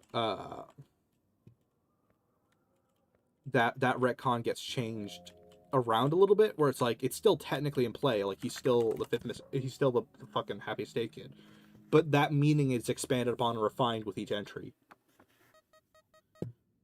Uh,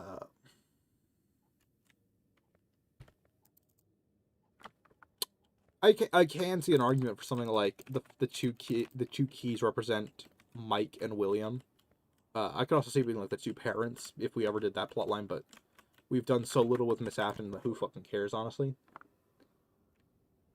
Um,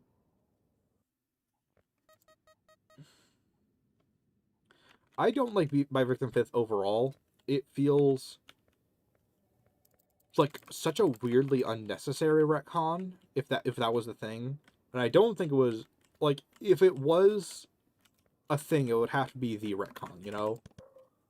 Uh and it's a lot more random than the retcon this kid is the happiest day kid. Because if we make it because if we had it's not much better, but I do think it is a little better. Because completely over because like I said, the Bite Victim Fifth version of the theory has not only the retcon of like like I said, the Bite Victim Fifth angle, like because that changes how the MCI happens, and also how Happiest Day happens. Whereas, uh, it just being who the Happiest Day kid is one retcon technically. It is the change of who this kid is receiving, who is the kid receiving it. Um,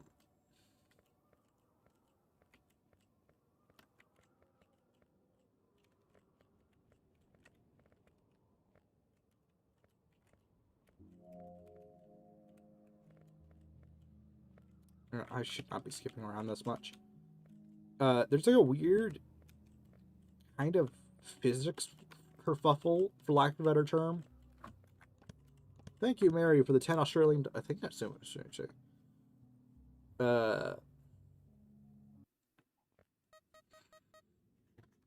Yeah, I could see the box being a non-answer. I could understand that being a potential timeline where it's like the box wouldn't have really helped. But I could also be like, if you think about it in the context of what I'm saying, kind of what the video would be building towards is, think of Happiest Day Con, for lack of a better term, I guess to call it, in the context of FNAF 4 only, where there's no explanation for what happens to the fifth missing kid. That could be like what Scott would be like saying of like, would the community even accept it that way? Because like the idea that there's just some random kid who's the Happiest Day receiver is really dumb in the context of FNAF 4, which could cause FNAF World to exist with the Castermind theory of like, oh no, there's the fifth missing kid is the one who helps the Bite Victim be free, but then it's like, oh, but then what happened to the fifth missing kid? So now there has to be like an explanation for that at some point, but then there's also like, well, who the fuck was Purple Guy? And also like, what the hell, you know? And that could lead to Sister Location to like give us an entry that kind of pushes the story forward and gives us some more grounded characters. And then 6 is the payoff of what happened to all the original characters. And then UCN is like, hey, you know that fifth missing kid who went out of the story for a bit and we didn't really know what they were doing? This is their payoff. That's kind of what that video script was, is the idea. But it could be something where it's like, it wouldn't have helped the community or wouldn't have been what people wanted it to be. And I could see that timeline where it's like, oh, yeah, it wasn't satisfying. But thanks for the $10. Why he Urple?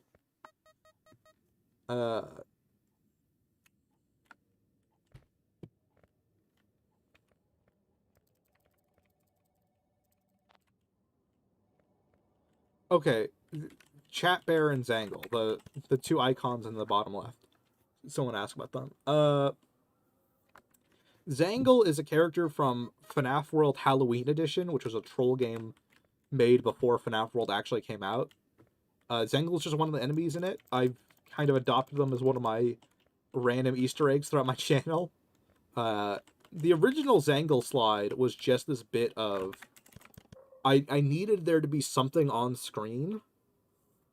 And I was having a conversation about, like, weird, obscure characters, and, like, Zangle just, like, stuck with me after that conversation. I'm like, what if I just had Zangle slide across the screen while I was talking? So that was the first ever Zangle slide. And now Zangle's just been in like tons of videos ever since. Like anytime there's a point where I'm like not saying anything, there's no, or not that I'm not saying anything. It's where I'm saying too much, and there's no visual I can put over it. I'll just have like one visual, maybe slowly zooming in or zooming out, and then have Zangle slide across the screen as that's happening, to have some level of movement and action on the screen. And Chat Bear was like an early bit, or during a FNAF World live stream. I made this bit. Look, we made this bit that like Chat Bear was like this all-consuming entity watching everyone. Based on Fredbear. And I drew, and like via chat interaction, we kind of collaboratively made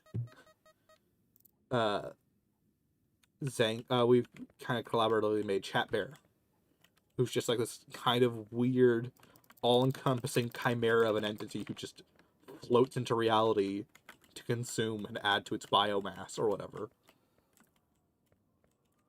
Chat Bear is like canonically supposed to be like huge. It's supposed to be like a fucking like fill an entire hallway level entity.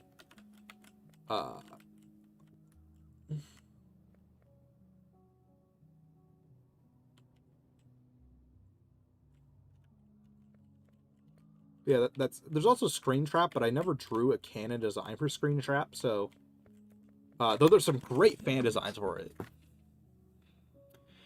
What do you think of casting me the Fredbear plush in FNAF 4 minigames? I think if we only had FNAF 1 through 4, that would be, or 1 through FNAF World, that would be a completely viable theory. The problem is we have more than just FNAF World, and we have Sister Location with the heavy William implications, and I'm like, if Caxidy's anyone in FNAF 4, there's only 2 routes I can see it. Either, or there's 3 routes I should say, where I look at it. Either Cassidy is the final speaker and only the final speaker, or we're doing complete MCI 83 where it's like, no, Cassidy has just already died and is reaching out to the son of the person who killed them for whatever reason. Or I think the best Cassidy plush interpretation, or any possession plush, is honestly the idea that FNAF 4's minigames are like a looping memory that Cassidy is messing with to try and help the victim kind of escape the cycle. You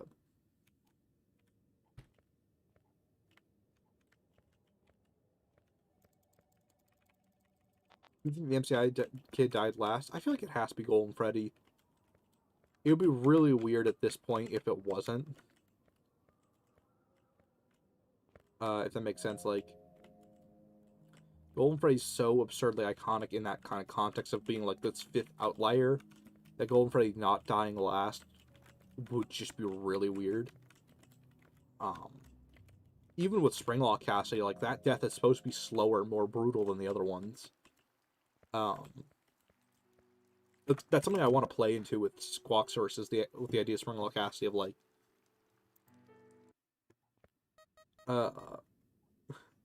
thank you, Matthew. Eleanor is a nerd, and we can all accept this. She needs to get out of our words. She needs to get out of the timeline. I do not care for Eleanor as a character. I will stay fancy, and I am a weird bird thing.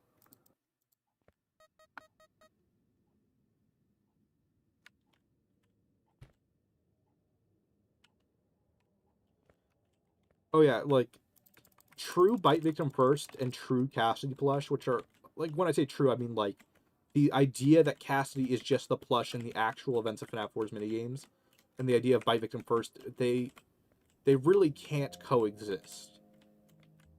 You need something to kind of break for that connection to work. So it has to be like reconstruction theory, where it's like, oh, FNAF 4's minigames are the Bite Victim's memories on loop being altered by outside forces.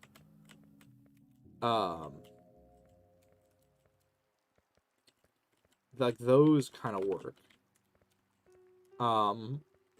Because the Bite Victim is kind of in a weird meta state, according to the logbook. But the idea that the literal events, the original versions of things in the real world, could have the plush be possessed without Cassidy being dead first is just so weird. Nonsensical. I will not lament on bullying Eleanor. She is clearly the least planned character in Fright. You cannot tell me, like, oh, we started this story with the plan of Eleanor being a fucking shadow demon who controls everything. That's a huge oversimplification of her character, but, like, it was very clear to me that Eleanor was just one of the weird anomalies in the story, and she became the focus when we were like, we finished the story, fuck, we need other ones. Yeah, like, almost... The reveal of Eleanor being behind so much of Frights is so wacky when you think about, like, this random torment spirit's like, fuck everyone. I'm gonna be a clown lady girl. Like, if they were more clear that Eleanor is like a shape-shifting monster, that would almost work more than the kind of bit of ambiguity they gave. I think that's kind of what they were going for, but I kind of wish they had really, really leaned into that and made it clear that, like, at the end of every story, if it was, like, some weird entity, it, like, shapeshifts into her, you know? That would have been, like, a cool, like, build-up. But so many of them don't work that way, you know? That's kind of what I'm, like, that's when I say, like, I don't think Eleanor was planned. It's, like, there's not a lot of reveals that Eleanor is behind things in the original runs of the stories. So powerful, but locked in a car trunk. Exactly. um, it's not weird for a torment spirit to take it out on everything. I mean, like, it's weird for her to be like, why is she pretty clown lady? Why did she need to be that? Why was she in a junkyard? Why was she like locked up and all that? Not like in a prison. She's not an SCP. She's just like in a trunk. Like, what? Who and how did anyone contain this all-powerful fucking monstrosity? You know, that's what I'm saying. Like, what? How? Once again, thanks for the $2, Crashmaster. Scott, where's the Mimic Bath Arc? Where is the Mimic Bath Arc? That is a good question. That is one of my favorite drawings. The Mimic just in the pink bubble bath with the Glamrock Chica squeaky toy. It's almost every Mimic drawing. Like, there's almost an abridged quality to Mimic at this point in my stuff.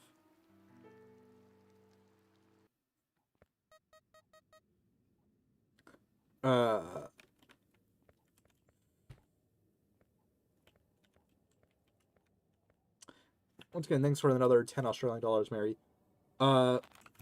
Theory that Cassie already had the Opticon plat. With the pairing, maybe. But I don't think the pairing means that. I think it only works if you really want there to be an explanation for why you can just barely see a glitch before getting the mask. Because you, like, if that's not a design oversight and there is a lore reason, it would have to be something like the optical implant being in play. But if there's no lore intended reason for the glitch being barely visible, then the pairing could just be, oh, I'm putting on, like, this thing is inserted in my head, now it's starting up the process to connect it to the network. That can happen in real time and still have the pairing. And we, like, isn't there, like, a sound effect when she puts on the mask for the first time and, like, Helpy is, like, inserting the thing? One of the bigger questions is, where the hell is the implant going?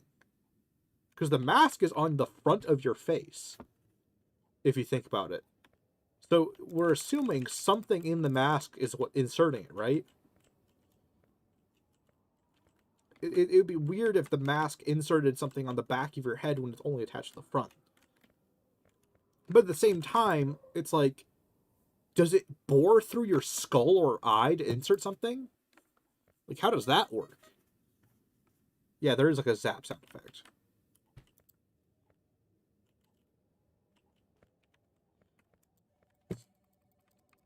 Gregory Russian spy arc. If they revealed Gregory was a spy, that would be so funny, but so, like, out of nowhere. That reminds me of, like, I only remember this because there's a thumbnail of a video I haven't watched that's titled, like, FNAF 1 theories are weird, and one of the things that's in the thumbnail is, like, built by Nazis? And that, like, that's, like, one of those, like, burning... I'm gonna have dementia in, like, my 90s. And I'll be like, someone will mention Nazis, and I won't, like, think of anything other than... this one random memory in the corner of my brain that someone thought, that people suggested Nazis built FNAF animatronics. That's like almost, that's something in a very similar spirit to it, the idea that, like, Gregory's a Russian spy. Yeah, I've never actually watched that video, I just see it in my like my recommended feed a lot. But it's just like one of those, like, with my brain, like, destroyed from age, just the one neuron connects correctly. To make that, like, memory connection.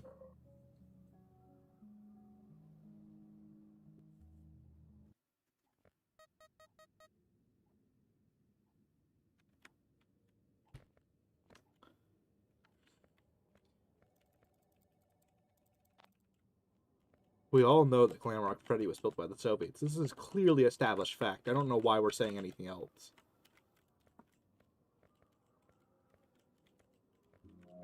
What would even... That's one of those, like... If you think of, like, Stranger Things, which had a Soviet plotline, that makes sense of, like, hey...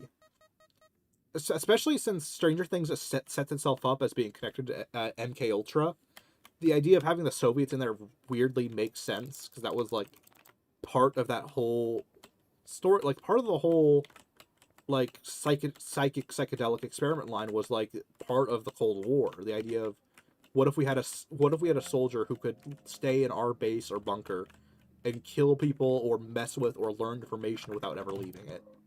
That was the whole point of that experiment line. So, like, Stranger Things bringing in, like, Russians made sense. But, like, the idea of FNAF bringing it in, it's like, why would anyone care about animatronics other than it being in the 80s?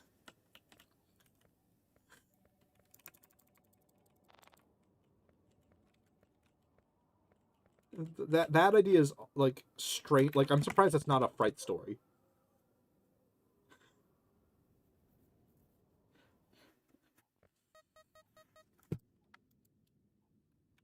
Uh,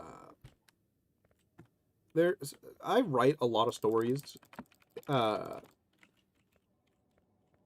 In like my spare time, like, there's so many stories I want to tell. There's so many, like, series ideas I want to make.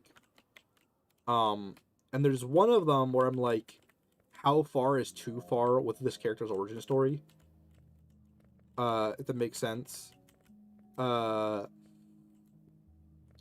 one of them, just on the German concept, the German Nazi concept, is supposed to be a kid who lived in Germany and then dies in some way. And I've been... Because, like, death is really important to this series idea. German Funtime Freddy! We do have a connection! But, I've been, it's like... My first idea was gas death, like concentration camps, and I'm like, is that too far? Do I even need to do that for the story, or is the reality better, you know? Because that's, like, the tricky thing about real life events. And it's kind of like one of those, like, referencing real life stuff for that German bullshit. The animatronics are made by Germans or whatever. That's kind of one of those, like, I'm wondering, like, on one hand, basing things on a real event, like, you can't ignore that these events happened. But at the same time, are you MacGuffinizing a real tragedy in your story? I'm like, I don't know if I'm going... I guess I would have to kind of write it and see how it would work in actual story flow to see. Because I don't think the inherent idea of a character going through that and then, like, living in the afterlife is too far. I'm just, like, wondering, would the way the story worked MacGuffinize it?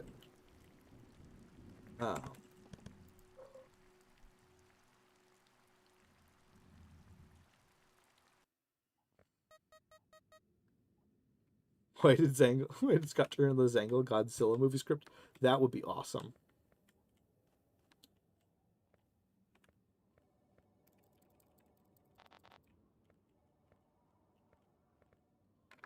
Goodbye, Breadbot.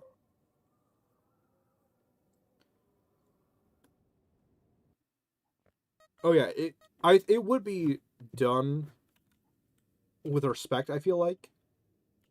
Uh, I guess one of my questions is like, is it necessary to go that far for that story? You know, like, does that detail even matter? Like, one thing I'm wondering is like, does it even need to be Germany? Like, does it even need to be? Like, could it just be any bombing or like tragic event? Because that's all that's really matters. Uh, to the story, which is like why I'm wondering, like, do I go like the full mile? But at the same time, is it not realistic? Okay, for a bit of context for the story, it would be in every main character in like the season 1 equivalent of the storyline is dead from an event in their life, and they're slowly figuring that out. Which is like one of those common setups, but that's like I said, that's like the season 1 is figuring that out. That's not like it's not like a Lost reveal where it's like that's the entire show is figuring something out like that, or like The Good Place, for example. That's not like a long term, like a long haul. That's like it's very obvious early on, even before like the finale. It just takes them until season 1 for like the characters to figure it all out. And this character in question, they're visiting a museum in like their weird afterlife place. Uh, and there's an exhibit on the whatever war in question is important to this character, and it causes them to have like this anxiety attack they can't explain. Like, there's no reason for them to freak out as much because in this fictional happy land that they're in, uh, they've all lived their lives as if they never died. Uh, so like, from his perspective, the character in question, or her, I haven't really decided for that one. Just can't explain like the fear and anxiety that exhibit gives them. And it's kind of like no, it's not even kind of like I don't even know what I was going to say next. I was going to make a comparison to Mewtwo. Uh, in Mewtwo's origin story in the movie, it's like the when Mewtwo's psychic friends die in the experiment lab, he's like taught the concept of death and taught the sorrow and sadness of losing everyone you know. But then the people running the experiments try to wipe his memory so he won't be upset anymore, but it just leaves him like, I know I'm anxious and scared and I'm afraid of death, but I can't understand why, and I understand why I'm so sad. Like, who am I missing? What did I lose? And just having all those emotions, but having no memories to like justify it with. Like, that's kind of what that scene is like for this character. And like every character has like a moment like that, but I'm like, would it even need to be World War II for this context? Could it be literally any bombing or like tragic military related event? Um,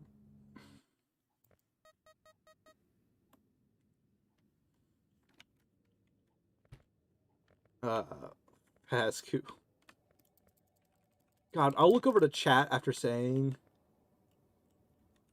uh something, and then it will be like sometimes chat will be completely related to what I'm talking about, and other times I'll look over and chat will be talking about Phasgu while I'm talking about like the anxiety of like someone realizing they have fear that they can't explain.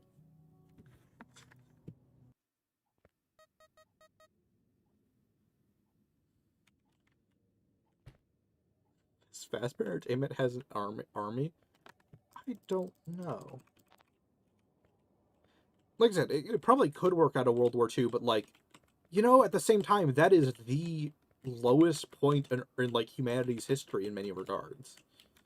Uh, I would, well, while the medieval era is fucked up in many regards, it's more of just like a limitation of its culture rather than like, because like here's the thing, like when you ask the question like what's the worst point in humanity's history, like I said, I think of the medieval era and World War II.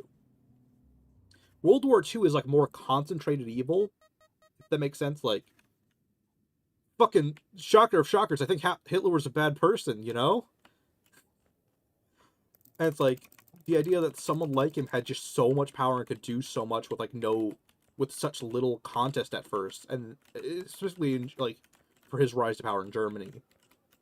And then just like the fucking amount of murder and horror that could be created. Like, I think that's probably one of the most evil and fucked up things that's ever happened in humanity's history. Now, at the same time, it's not that long of a period of time historically. So do you consider like the loss of information and just the shitty living conditions of like the medieval era worse because it's longer, but it's less concentrated awful? You know? It's like one of those, like, is a low is there a progressive descent over 100 years worse than 1 year of the worst? This is a very weird conversation for silly bear game and silly giraffe game.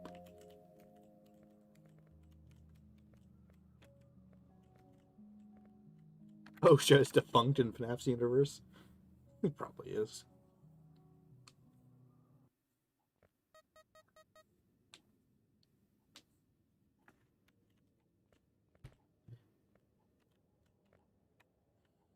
Medieval? You guys are right.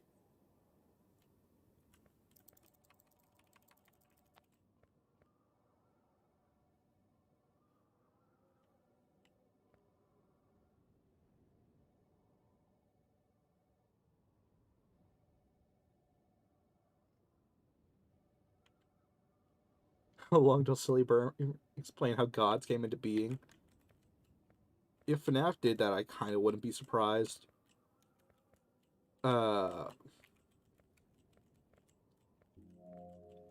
This reminds me of like crazy Attack on Titan theories. They're like, this is all for the sake of gods tormenting humanity for shits and giggles. It's like, if as someone who's watched all of Attack on Titan and is planning to read a lot of the manga soon, I'm like, what fucking scene implied that? Like, people give the FNAF community shit for like how wacky and out there their theories can be. And like, we do have some real wacky ideas, like the made by Nazis theory or Andrew Pizza. And all. That, like, those are pretty wacky and out there. But then you listen to like someone talk about like their Undertale predictions for like, or their Deltarune predictions, where it's like, and then we have the 7 parts personality of chaos, envy, and soul production, and these are all going to overlap with like, now we have the corresponding thing to Jevil in terms of order, and then it's like expansion will be greed, and these will be their own soul types and minigames.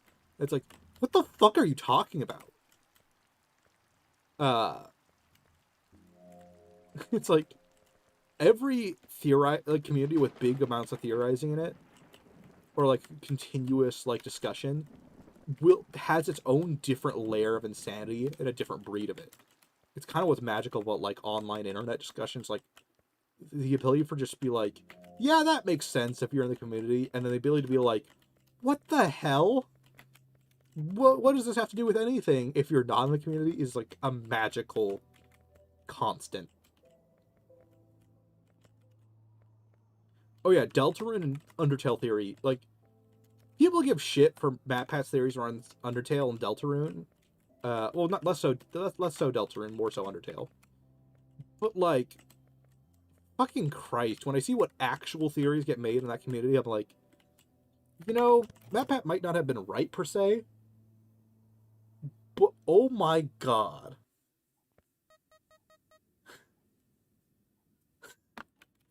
Oh yeah, a lot of or a lot of Undertale theorizing is just Gaster.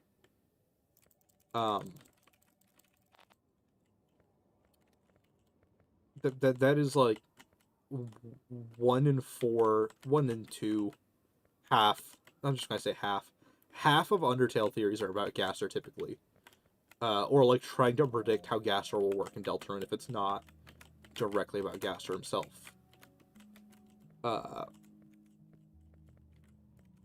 And then like the remaining half is actual discussion.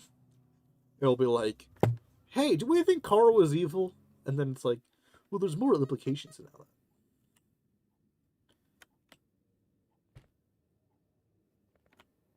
Like I said, Undertale Deltarune theories are like when I was saying like chaos and entropy being like separate emotions and constants. That was an actual video I watched before I zoned out, and I'm like, I have no clue what's even being said anymore. That started like reasonable, where I'm like, oh, okay, because like the video starts with like mentioning, I don't even remember who made this video. Uh, that like, Deltarune has an like an elements table. Uh, for like how damage is calculated. Uh, and Jevil deals, I think, exclusively chaos damage type.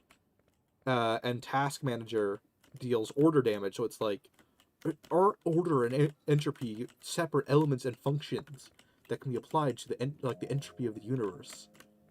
And it's like, can this be applied to the future bosses and how things work? And I'm like, what? What is being said?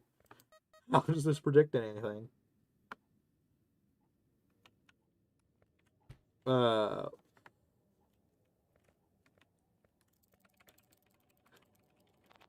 and it was like such, like, if FNAF fans build on nothing to make a point, Undertale and Deltarune fans fucking run a marathon off of one sentence.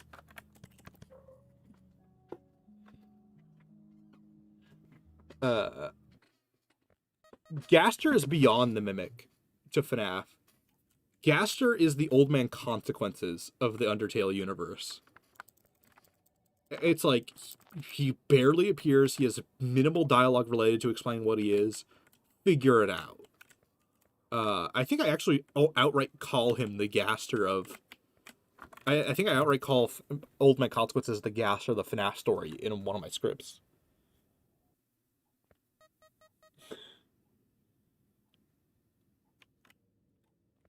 Oh, that's Spamton and tasks sharing an element. Okay, I got the theory wrong, but I'm like, that's the kind of shit it sounds like. If I can't explain the theory right, just understand that's what it appears, and you're like, what the fuck?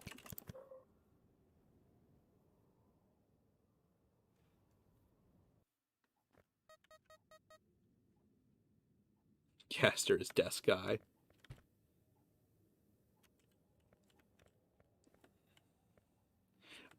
I'm not saying you're lucky to not follow Undertale Deltarune. Undertale and Deltarune are great.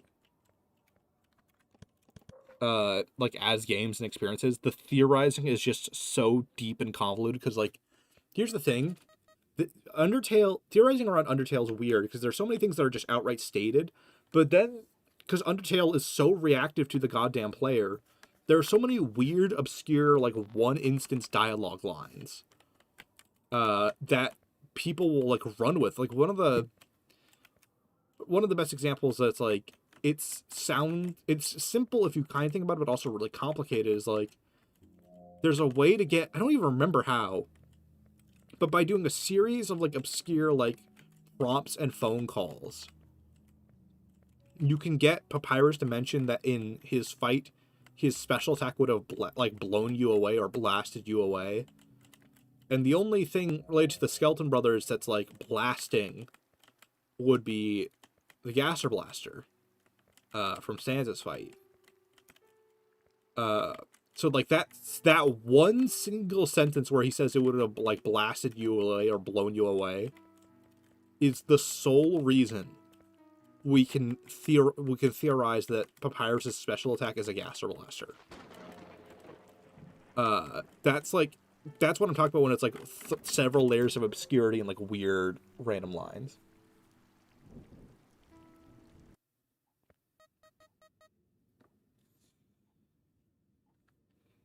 Oh yeah, I wouldn't be surprised if a lot of Deltarune theories have like a single concept that's true. A gun. He has a gun. Papyrus gun. Papyrus is damaged gun. It's just one of those like question of like how much, like, people. Someone asked earlier, like, FNAF theories of like what they wish was true but might not be, or probably aren't. My biggest one where it's like, it's not even that it probably isn't. It just is like, it's one of those we probably will never get it confirmed. is Kara narrator theory. Something I've always loved, that interpretation of Undertale. What am I doing up at this hour? I have no sleep schedule anymore. My sleep schedule in Pacific Standard Time is like noon to 2 a.m. and it's weirdly consistent. Or not no, that's the act. Those are the hours I'm active. Sorry. I guess it would be 2 a.m. to noon. For like sleep schedule at this point.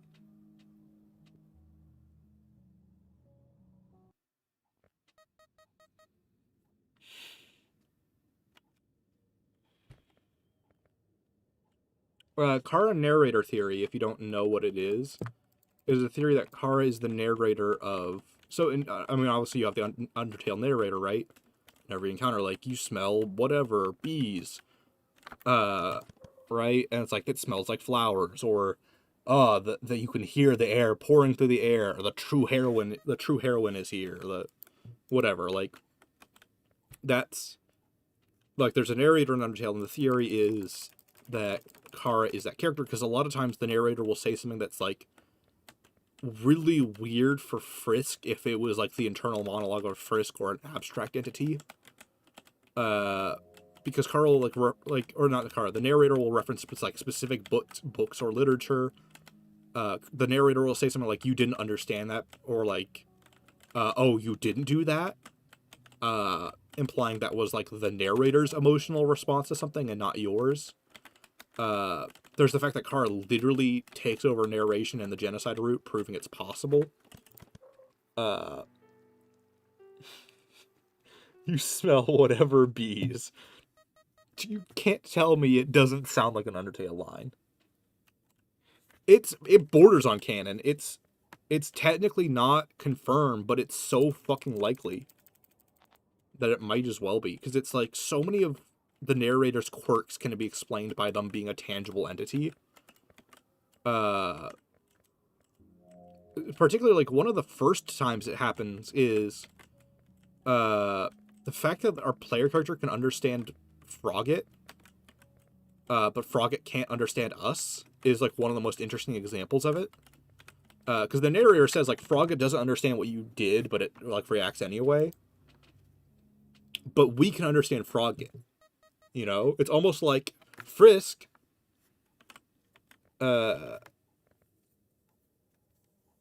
Frisk does not speak Frog, but Kara, the narrator, does, and is making that approachable for us, if that makes sense. That's, like, one of the first times it happens where it's like, that only really makes sense if the narrator is a separate entity telling us this information, rather than us as the player. Like, you could make something meta, like, like, as the player, we omnisciently know this, but we cannot express it.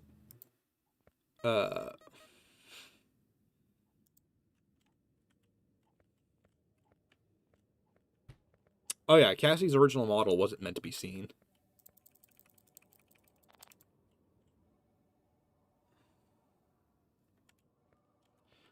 Well, okay, here's why Karen... There's an extra layer of Karen narrative there that changes, right? There's... and that's kind of what makes it a theory, is, like, the details can get a little messy of how it would work. So, I mean, if you think about it, at the end of the genocide run, Kara explains, like, hey, it was not my soul that did all of this. It was not me who brought us all back. It was you. And that our, like... and at the end of that run, you give Kara your soul, right? And then you restart the story over again.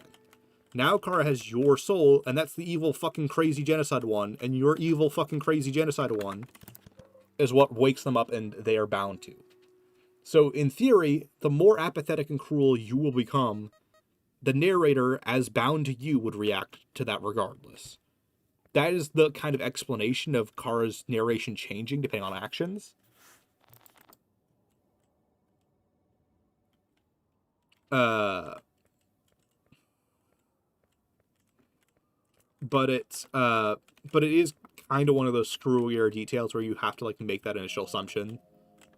that Kara is a spirit that reacts to us as the player. And this is what I'm talking about when like Deltarune theories get weirdly batshit. Because like that's one of the simpler theories I understand.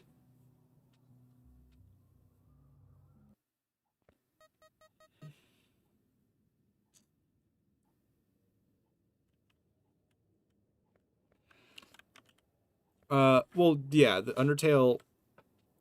It is implied that the bed of flowers you land at the start of Undertale is Kara's grave, or where Toriel buried Kara, because that's we know Kara's body is missing from New Home, and we know Toriel took the body away. And we know that's the spot Kara landed in, and we know the spot Azrael wants to go to.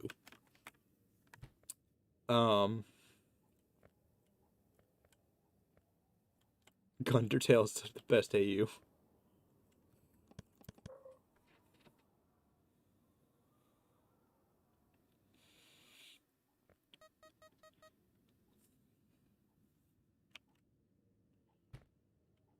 They retcon Charlie's hair and lack thereof. That's it's so weird that Scott made like didn't even put like a brown layer or like a black layer on over most of his characters' heads. Like you would think you would just do that to imply they have hair.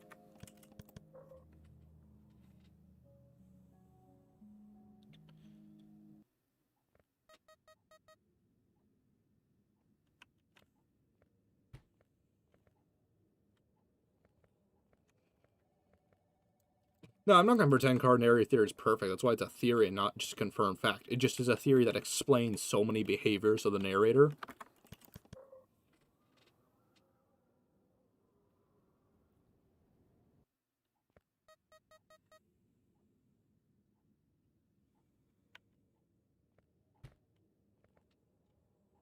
How many narrators would have been made since the post of Scott talking about retcons? Did I just say how many narrators were there? How many retcons would, like, someone asked how many retcons there would be after Scott's post about the retcons, or about there being one retcon.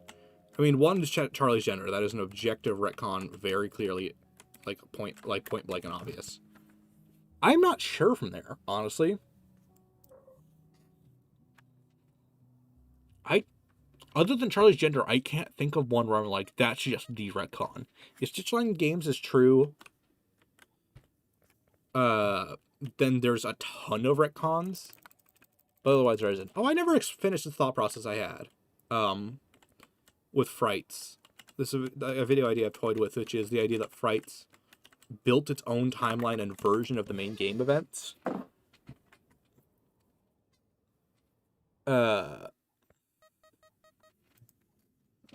So, like, the idea is, like, what we found in Frights is its timeline's version of FNAF 3. Count the Ways is, like, its version of Sister Location, potentially, for example. It's, like, that Frights theory is, like, the idea that every Frights book is kind of building its own version of the timeline. And then, as we, as Undertale, FNAF fans, know where that story goes, and that builds up to that version of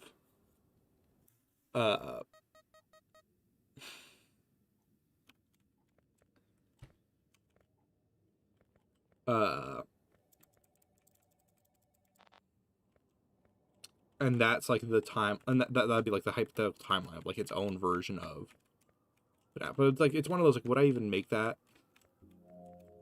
Like, without that original idea. What?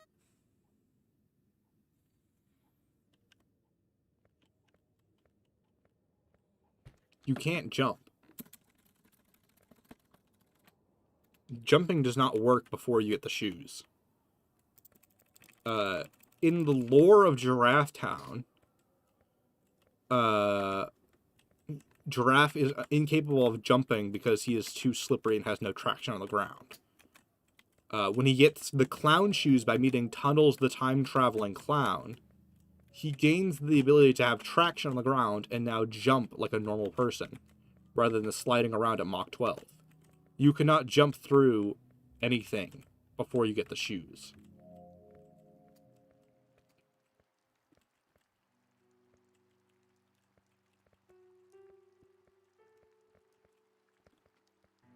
Giraffe is the crying child.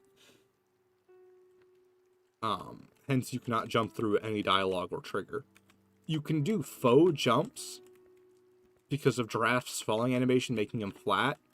So, like, if I had the right momentum, I could maintain velocity.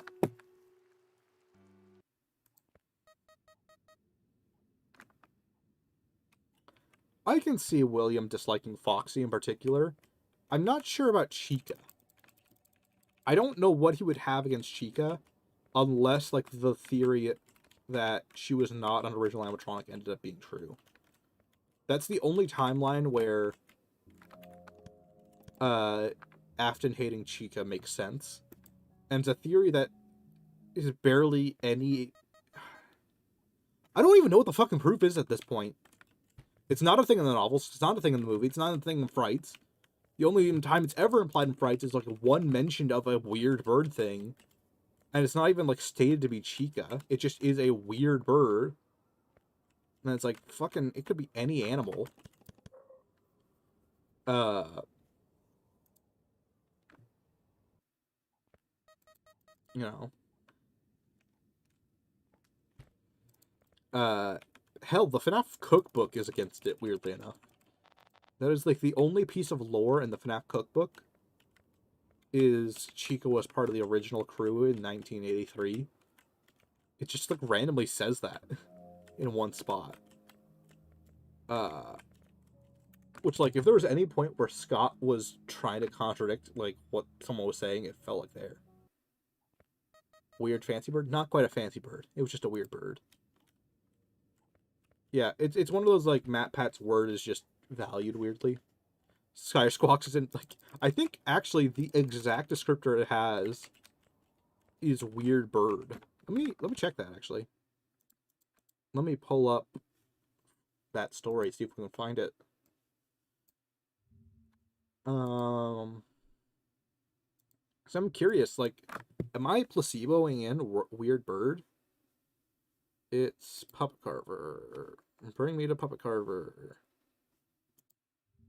I'm trying to remember how they actually describe it. Okay, this does have it. Is this a searchable one?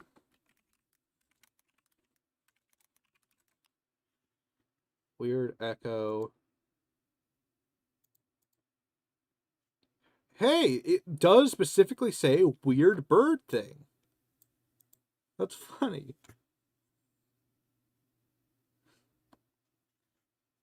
It's fun. There. He programmed the show to start. He stepped on the backstage so he wouldn't be seen by the audience. The canned music started to play, and the sparkly red curtain parted to reveal the two patched together, barely moving animatronic figures. The bear and the weird bird thing, now made up the house band.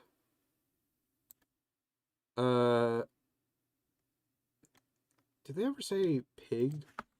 I'm trying to remember why Matt Pat was so fixated on this idea. Do they say pig? Okay, banjo strumming pig. Pig. Now is there a hippo? No. Frog. No. Yep, this is the only single point. It's not Foxy's parrot. It's just a weird bird animatronic.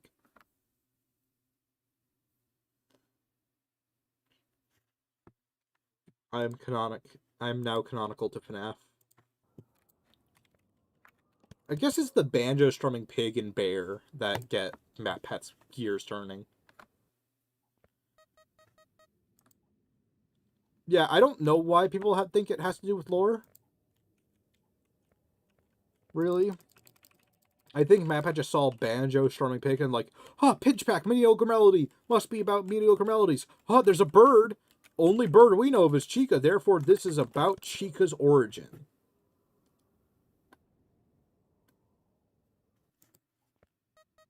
No, yeah, Sash Quux is canonically a bird. Um, yeah, pig, bear, bird. Is there anything more to the Mimic's costumes? Not as much as people wanted them to be. People really wanted, like, the Mimic to have, like, an origin to its costumes and all that, and, like, oh, it's proof of games line, because whatever. Like, oh, there's a lion costume, and it's a different lion costume that doesn't match the description of the ones in the game.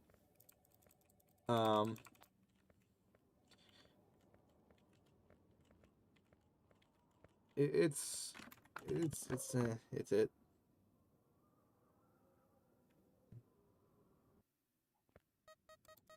Ostrich Gaming. That was the original name of this channel, was Ostrich Games. I changed it to Sire Squawks because I realized I wasn't just going to be doing games forever. What that first thing was that was not games took a long time to manifest. I tried one route on a FNAF timeline. Didn't really work out. Wasn't a well-made video and all that. Is Squawks an ostrich or an elephant bird? I could be... It's like Sire Squawks could be like... He's kind of one of those, I originally intended him to be an ostrich. Like, the original mascot was just an ostrich, and that's what, like, the Sire Squawks bit was about. But it's, like, one of those, at this point, is he even really an ostrich? Because, like, is he? You know? But, like, an elephant bird is a good guess to, like, what he could be.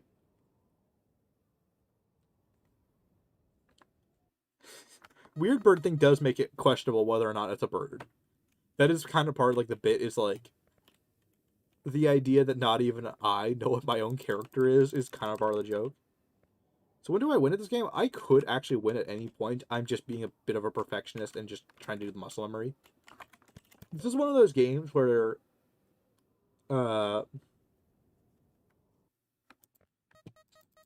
like, the more you play, the worse you get, typically. Duck, honestly, goose, not bad ideas. Anything with a long neck, it could be. Probably not a Troodon. Maybe a terror bird. Elephant bird, once again, good guess. Rhea. Not a cassowary, he doesn't have the crest.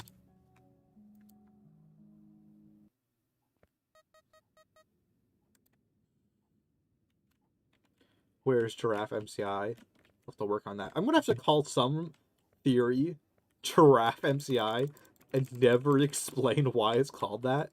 It will be like my best theory too. It will be like the theory where everyone like where people are like, I think this is the definitive take. It'll be like, because sometimes I'll have people like bug me about like, have you seen the Windigoon timeline? Because like I've actually had comments phrase things like, I think you should read the Windigoon timeline. It would clear up some of your problems with things. And it's like that is like secondhand pretensionism. Pretensionism isn't even a word, but like it's like you're like, you should watch this person's thing. They're right, and you're wrong. And if you haven't seen it, you're just wrong. It's like, what the heck? I've had that happen on like a couple occasions. But I need to like make a theory that has to do with the MCI and call it Giraffe MCI. Or it would be a parody episode. My official timeline should be called Giraffe MCI. That would be hilarious. God, now I wish I could called Omni MCI that. And it would just have no reason to be called that.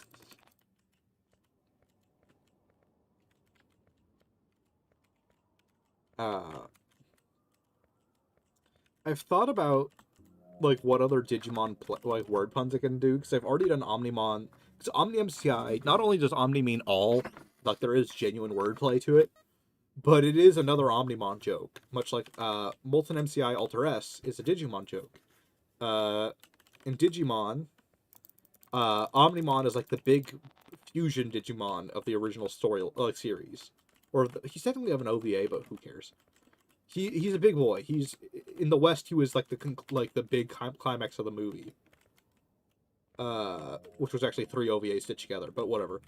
But But then, so there's Omnimon, right? Who is a fusion of Metal Garurumon and War Greymon, who are, I would say, Garurumon is the Vegeta to Agumon's Goku, if that makes sense.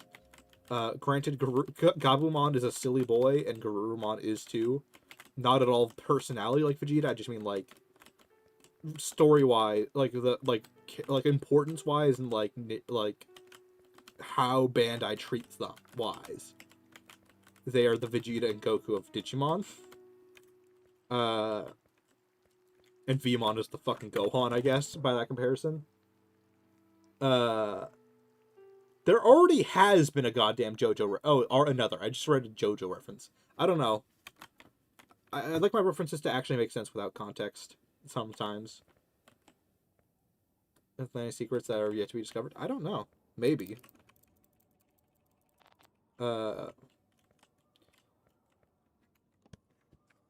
Shrine Moose. Sire Squawks, do you think Bill Bumbog is canon?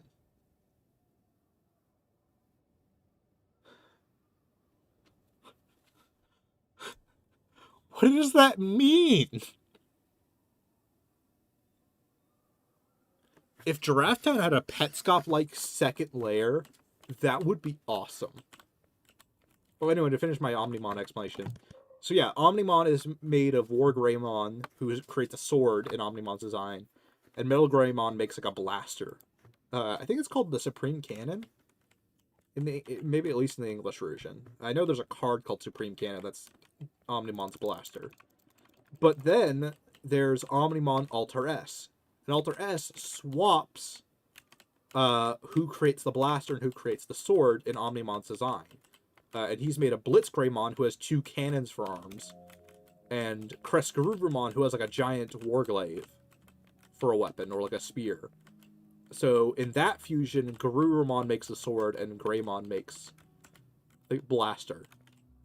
But it's still basically Omnimon. So Molten MCI Alter S is a reference to that. But in that context, the S stands for Springtrap.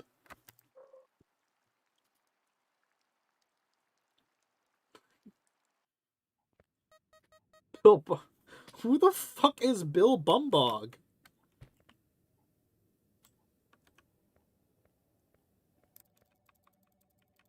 Pretty is Bay. Depending on what you mean by that, yes.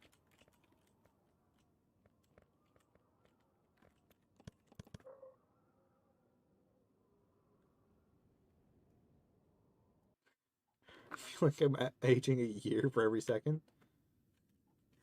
I can't say I disagree. This feels like it's been going on forever, and it's been 2 hours. I think I'll actually complete a run, maybe. I've been like not doing it because I've just been like trying to be fast. But maybe I'll shut up for a second. No, I'm going to talk about more Digimon. I've been working on this Digimon deck for like a year straight now. Entirely built around, or I guess 2 years at this point. Or would it be 3? No, Digimon started in 2020, so I guess this is year 4? Or starting year 4? It depends on when the booster set came out. So, one of my favorite Digimon is Skull Greymon.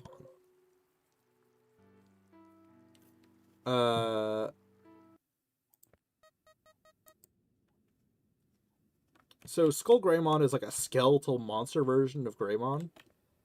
He fucking rules. And in the Digimon trading card game, which is that is my TCG for context. That is like my card game of choice. Is the Digimon TCG. Skull Greymon has like the effect of, in generic terms, he basically does extra damage. And he kills himself whenever he kills himself whenever he attacks, and plays an Agumon, who is like your little boy, right? From Trash. And Agumon turns into Skull Greymon, for context. So I've wanted to make a deck around the early Skull Greymon for a while, and then Digimon makes like new versions of cards all the time. It's kind of like Pokemon, where it's like there's tons of, like Vaporeons, for example. There's no one in Vaporeon. There's plenty of different Vaporeons across the years. Likewise, there's 5 different Skull Greymons. Only 3 of them actually matter. One of them is like could theoretically combo into the other, but doesn't really matter and isn't really useful for this deck. And the other, the other 2 are really, or the 3 I'm thinking of are really important. These 3 all have the same power, where when they're deleted, which is the when they die basically, they play an Agumon with various conditions. But what they do with their main effect is different each time. So one of them basically deletes 2 weak monsters, but it has to be weak monsters. And then, and the cost of that effect is killing one of your Digimon. I'm gonna keep talking about Digimon until people get off of the Bumbog train. So either strap in for more Digimon or shut up about Bumbog. I don't even know what that could begin to mean. Anyway, so yeah, the 2 of the Skull Greymons delete things. One of them deletes 2 small things, and you have to kill one Digimon of your choice to activate that effect. The other Skull Greymon that deletes things deletes the weakest, or I should say the lowest level of the technical effect, which basically just think of it as the weakest Digimon that your opponent controls. Which means if they only have one Digimon, is their only Digimon. And that effect requires you delete your lowest level Digimon and trash 1 card in your hand. So send it to the graveyard, basically. But you can cheat that effect by negating it, so it can be both losing a card and killing a Digimon, but it could just be losing a card if you manipulated it. Oh, Bill Bumbog is a person in chat. Okay. I have no clue what this is. I'm so baffled. Anyway, more Digimon. The main Skull Greymon, the star of the show, who's actually not even the best Skull Greymon, he just is like the main one I hit with. Deals extra damage and plays an Agumon when he dies. He's like the original. Other ones are like, oh, when this card's trashed from your hand, you can make it a source card for Digi-Evolution stack, and like another one deletes blocker Digimon, which is like fucking terrible. Because it's an on-play effect, which means it costs like 7 memory. Like, imagine, to put this in like Magic the Gathering terms, imagine if a card's only effect was it deletes something with Defender, but it cost fucking like 9 mana to play. And that's its only thing, is deleting like that. It's like, that situationally can be great, but sucks most of the time. Bill Bumbog is not my favorite Digimon character. Was Happiest Day disregarded via, or retcon via Pickles? Bill Bumbog only in Help Wanted 3. But anyway, I've been trying to make a Skull Greymon deck for ages. And it's getting better and better, but it will never be, like, good unless they release a truly broken Skull Greymon, or, like, Skull Greymon-centric deck. Which I don't think they'll ever do, because Skull Greymon's, like, popular but not popular enough to get, like, a deck. Like, Skull Greymon's about as, like, trying to think of this in, like, generic terms. Skull Greymon's kind of like Mimikyu. It's very popular in its own context, but, like, would they make an entire deck of Pokemon where the entire purpose is to play Mimikyu? Maybe, but probably not. They would probably make Mimikyu part of something bigger. Like a general, like, Pokemon knockoff, or like a faux Pikachu deck. If they were going to do something like that. If they were going to do something archetypal around that. They probably wouldn't make the entire deck just Mimikyu. You know? And that's kind of like what Skull Greymon's in. It's like Skull Greymon will always be a part of something else. He is never, like, the theme or focus point.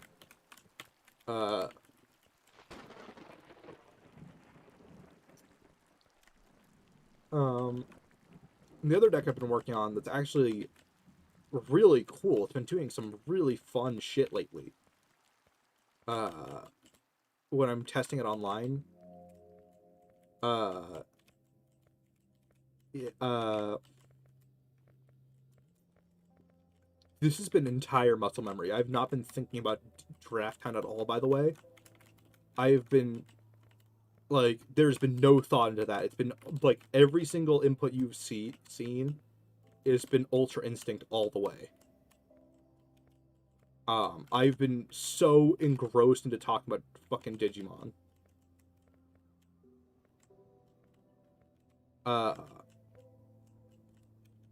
Anyway, Digimon. So this deck has a theoretical OTK, which is how funky it is. And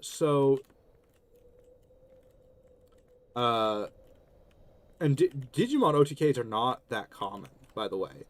The game is not, like, typically when an OTK is too prevalent or too easy to access, it will be, like, erased from the game via errata or ban list to make it either so unreliable you'll never see it, or just fucking screwy or whatever. Like, they really don't like OTKs being in the game. So there's not many of them. But this is a deck I formulated that has an OTK. That is kind of one of those abusing the way cards are worded. So one of the cards that's coming out really soon is called Where Garurumon X Antibody.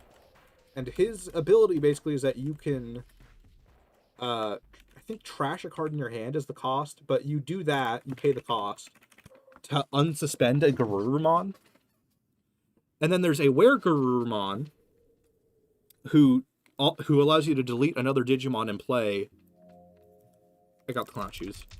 I finally beat a run.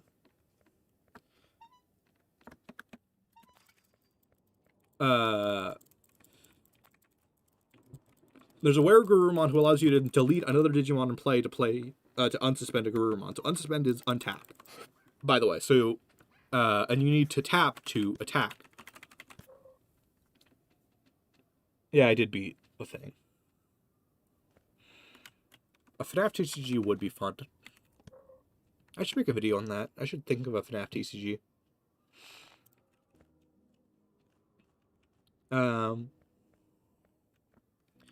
So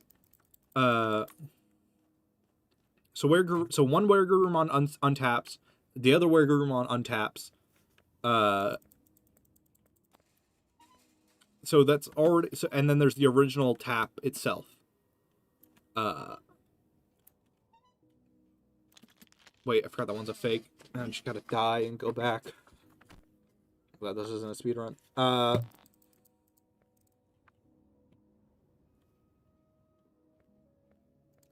Oh, wrong way. And then there's a card that allows me to delete one of my Digimon in play to untap a Digimon I control. So for the low cost of, like, in Magic the Gathering terms, this would be like 6 or 7 mana. It's 5 memory.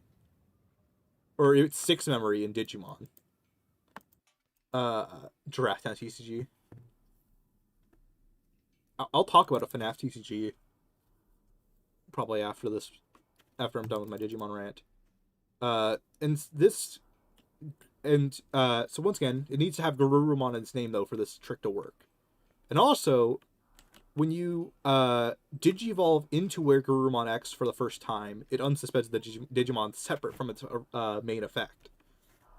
So we attack once with Where Garurumon, go into Where Garurumon X, unsuspend. So that's 1 security check, which we need to clear more than 5. Then go into Garurumon X. Garurumon X makes 2 checks every swing. And then we make so we swing, so we're at 3 checks.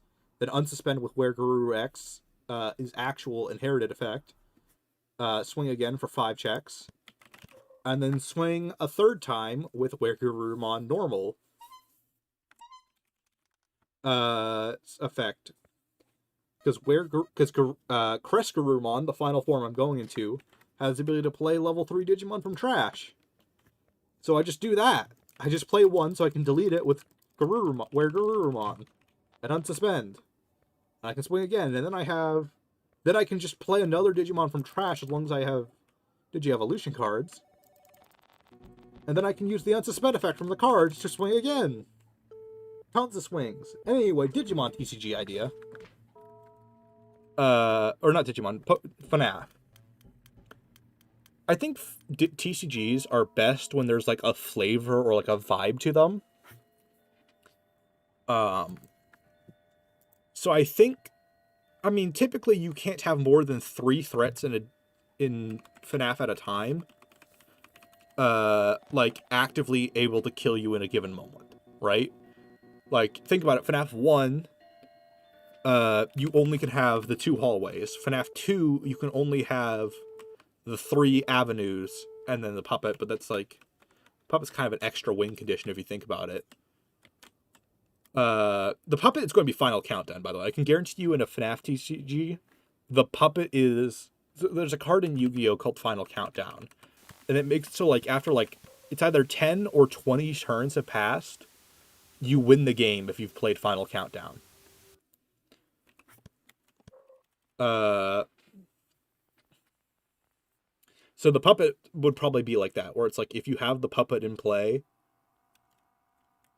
and a certain amount of time passes, actually,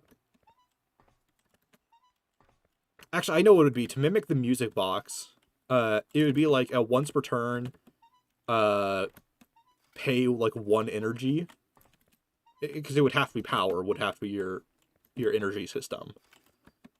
Pay like 5% battery.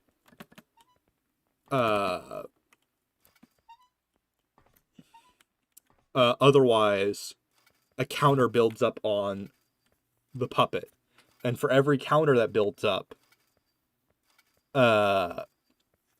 if it gets to like 5 counters, either the puppet goes into play and is like an absurdly strong beat stick that can't be defeated, or it just is a win condition. And that's like your flavor is like Final Trap. I think Final Countdown can be destroyed by effects, but I don't think it can be. Goodbye, Red Giraffe. I don't think the effect can be destroyed. I think the effect, it just happens, regardless of whether the card's removed or not. Stupid wall? Fuck it. God. Oh, god damn it. The game's doing its funny shit in a way that's not very helpful.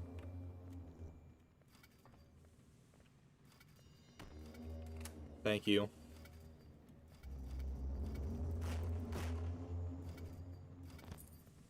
Here, I'll complete the game for once.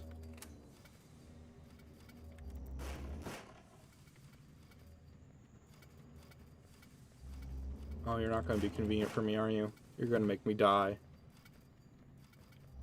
Are you, game? Yep, there we go.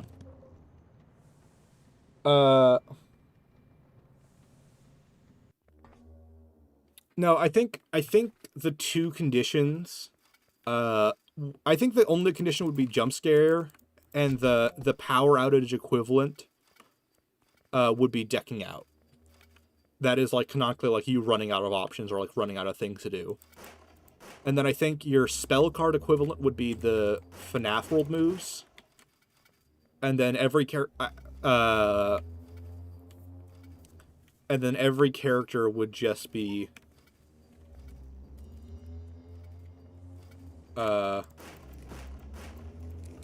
shit.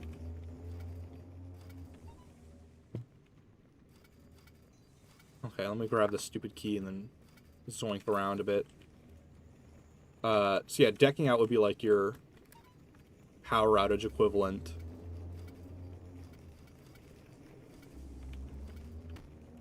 As long as I can take 1 hit, I'm fine, actually, gameplay-wise. And then I think jump scaring would be like a mechanic. I'm questioning like how do I do a health system though? Because like if it's a one hit, that's kind of ridiculous, you know.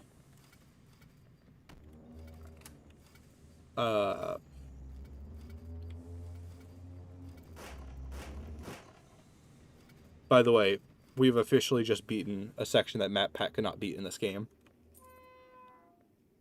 I'm assuming every character would kind of like match the flavor of what they did in the base game. So like Foxy would be the aggro archetype, you know, like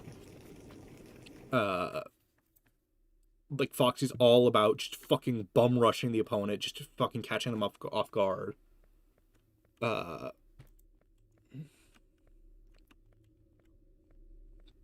I don't like games where deck out is the only win condition. I think it would have to be I know how it would work. I just realized. I'm trying to think of how it would work without just making it Digimon. But you could do it's like a... The idea is you only have... I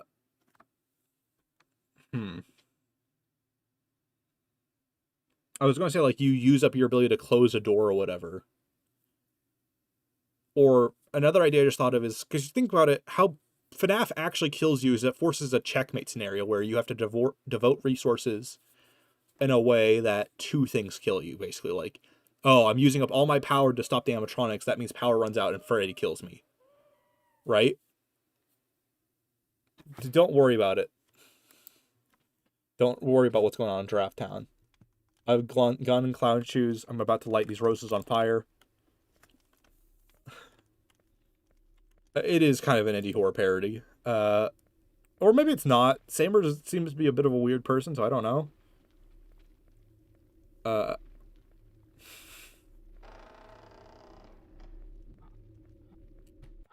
Anyway, we're entering the final stretch of the game.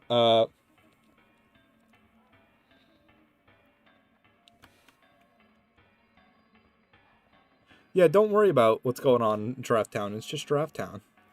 Yeah, it's the win condition that I actually thought about making like a FNAF TCG video once, but it's the win condition that I'm kind of like struggling on, because the winning condition of a game completely changes how you build it.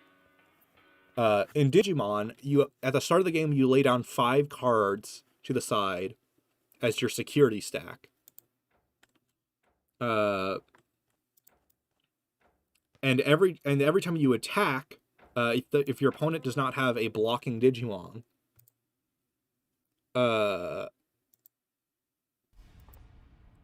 if your opponent does not have an attacking Digimon,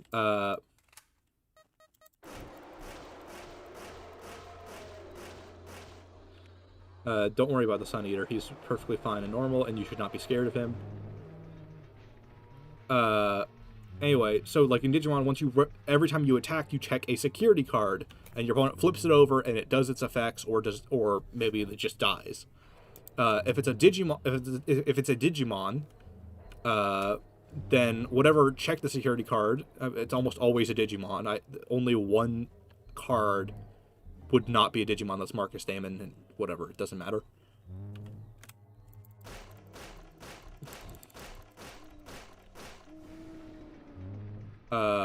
Don't worry about Marcus. He just likes punching people. I don't even think he can actually check security. I think he can only fight Digimon. No, not this glitch. There's a glitch where his like attack is canceled, like the attack animation is canceled, and it's really annoying. Where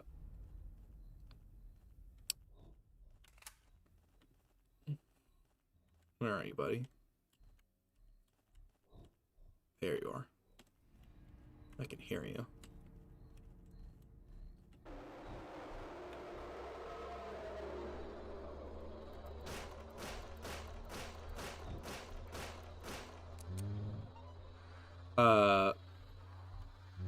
And then once you check all security cards, if you make an attack on your opponent successfully, or not even successfully, if you just make an attack on your opponent and they can't block it. Fucking Christ.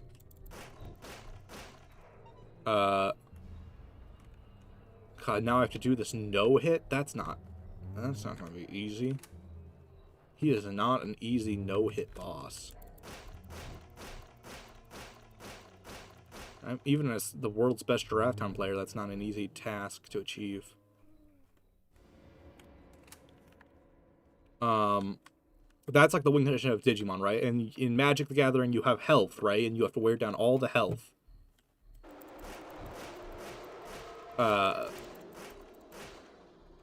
And in Pokemon, you have prize cards where every time you hit your opponent, or every time you attack, right? Or every time you beat an opponent's Pokemon, they flip over one prize card. Or you flip over a prize card, and when you successfully get all prize cards, you win, right?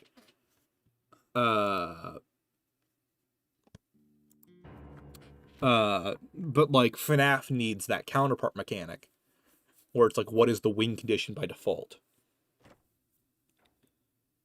I actually think Inscription's pendulum system might be the best way to do it if you think about it, because like one jump scare doesn't need much. Are owls better than giraffes? No. They're comparable. They're equal. Owl bears, on the other hand, are drastically better than giraffes or owls.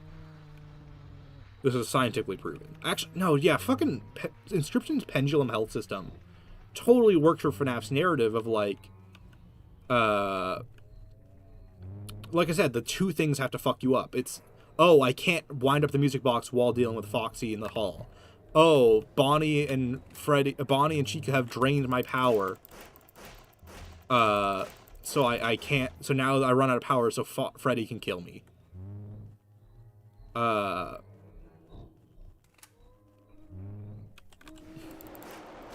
Right?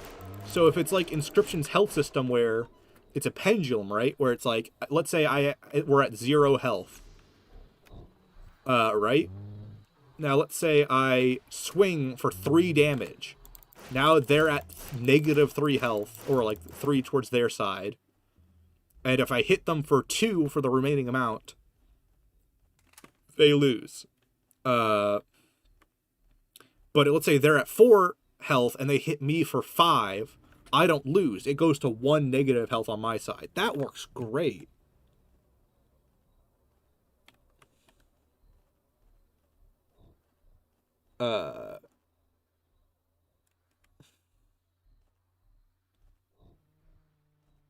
Actually, potentially. Where are you, buddy? I mean, I know Inscription has like the steamrolling problem where like you turn 1, but that's because of Inscription's asymmetry and how it's designed. I actually think the pendulum system itself, I should not have done that. That was really dumb.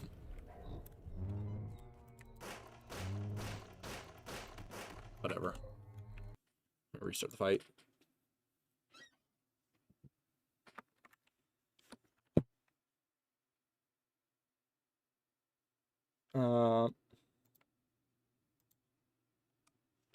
Yeah, no, I'm not a fan of the spam I'm seeing. Hold on.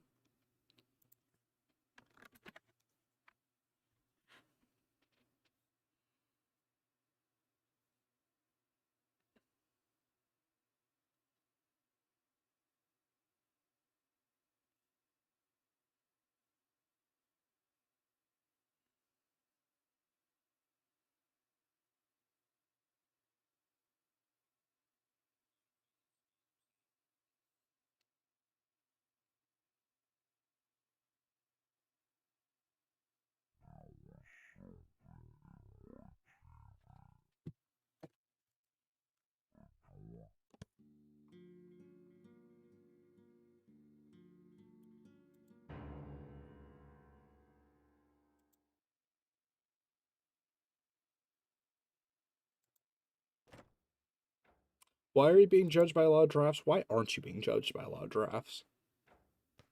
Yeah, I think Inscription's health system works fine. For a slower paced game.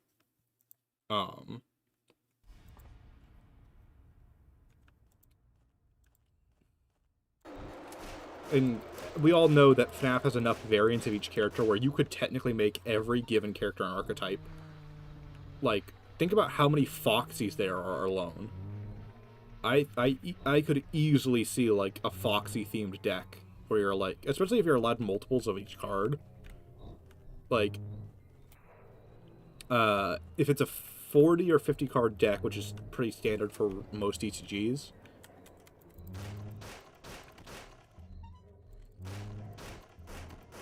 God damn it, stop! There's this bug where if you accidentally hit it a certain way, it fucks up the animation of him attacking, and he just runs into you for a ton of health and damage.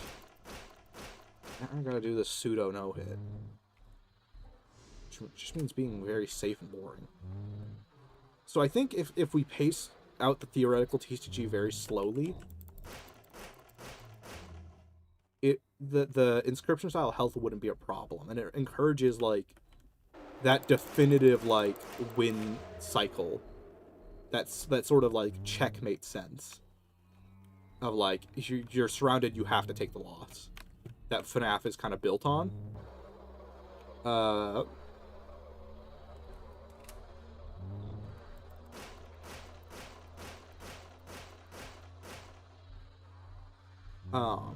I could also see a thing where like mini arenas, Biddy Babs, Bon Bon, and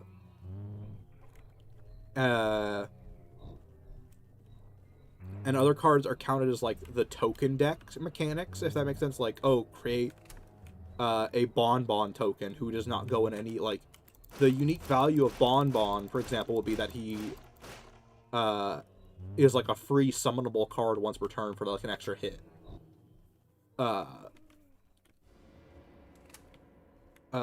Which means like if your opponent has like a blocking effect, it's like, oh no, prevent 1 damage from happening.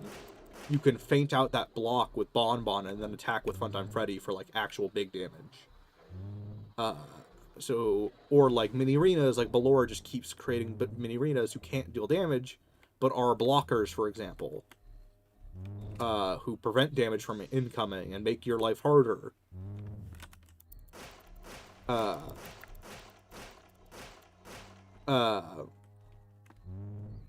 And Biddy Bab would just be a bitch. There is nothing else to Biddy Bab. Biddy Bab, I guess, would be the Swarm deck. Because, like, if you think about that original Sister Location teaser with Biddy Bab, where it's just, like, the rows and rows of them, I think Biddy Bab just summoning more and more of themselves.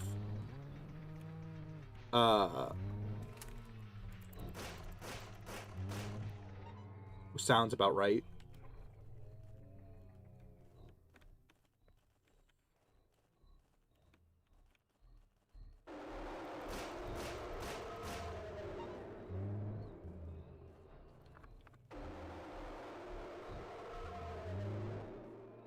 Oh yeah, Electrobab would give you more power or take away your opponent's power.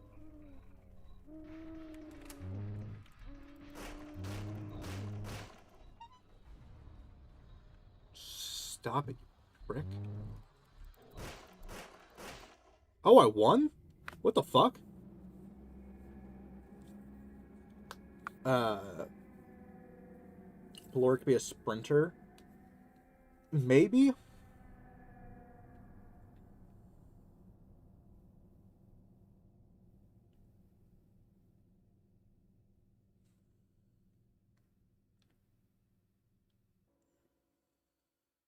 Which FNAF characters would I want to hear sing the most? I want to hear Chica actually sing. Because other than the FNAF, the unused Showtime stuff, we've never heard her sing. Other than an abstract box that don't make any sense. But like, bok, bok. That's like Chica's... That's all we've ever heard her sing as. Oh yeah, we killed the Sun Eater, by the way. This is a demon eating the sun, causing the world to fall apart.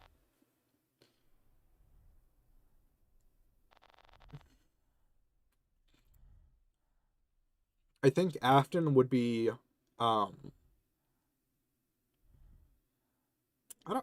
mechanics actually what I'm thinking of. It's like difficult without just making him another like pay the cost card. Oh, Afton would be the replay card. Dude, he's like the cycler. You kill a Springtrap, or you kill a William Afton to play Springtrap, and then you kill a Springtrap to play Scrap Trap, and then you kill a Scrap Trap to play Trash Afton.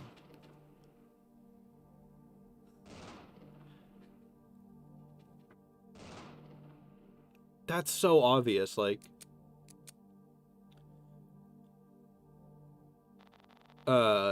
Afton's whole mechanic is he always comes back. I don't care which Chica. I want a Chica who actually sings. That's Big Dog. Yeah, he evolves through death. Like, the kind of costume is you have to have the next Afton at play. Oh yeah, he could also be like the gain memory on, like, I think I'll do it like Digimon where there are multiples of each variant. If that makes sense, like there might be like one or two different spring traps. Or it could be like Dark Spring Trap could be a variant. But I think what's good about like having the multiple copies of one card, like so there would be different spring traps, is you could have one that plays a Scrap Trap on death and you have one that's like gain power on death. I'm just going to make Spring Trap the fucking Skull Greymon of this game, I just realized, but actually build decks around him. No, I don't think Baby ever sang. That would be nice too.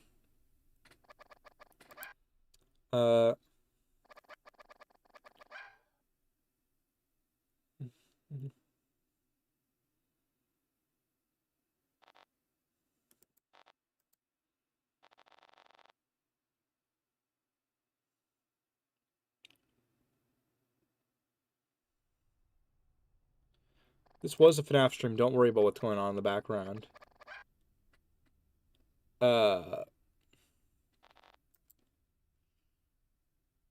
Yeah, I think Afton would have to be the black deck equivalent, where it's like, he would have to be like the play on death, like manipulate graveyard. I think Scary Puppet would be part of the puppet archetype, obviously, and have to be like a blocker kind of thing of like prevent a swing from happening. That would have to be Scary Puppet's power.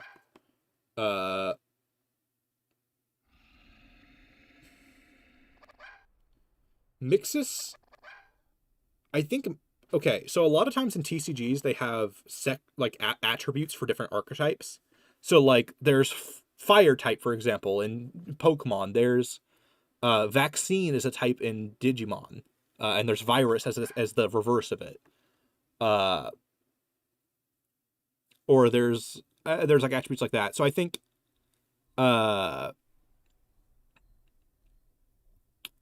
like trap would be an archetype or like a trait. So Mixus could be like a counter mimic or like counter AI trait or something like that.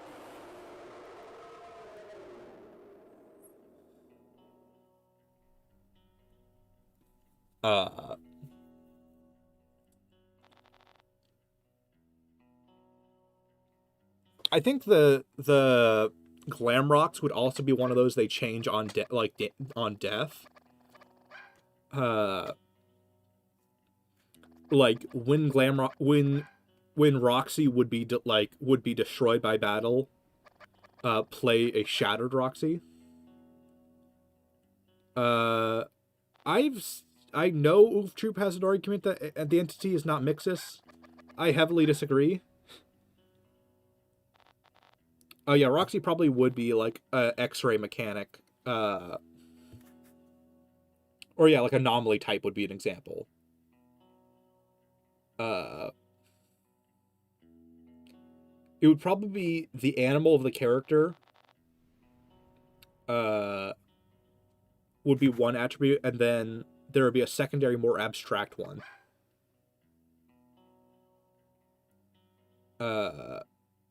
So like rabbit. So like for example, like Springtrap would be rabbit as his primary trait, and then like the attribute of trap or Afton. Uh,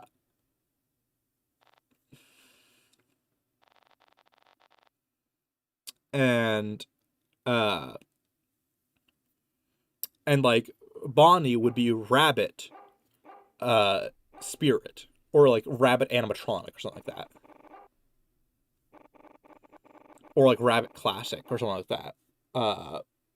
And like humanoid, and oh yeah, like puppet would be like puppet could be its own archetype, or humanoid could be its own archetype. Uh, Phantom would be like hallucination. Uh, Scrap Baby. Uh,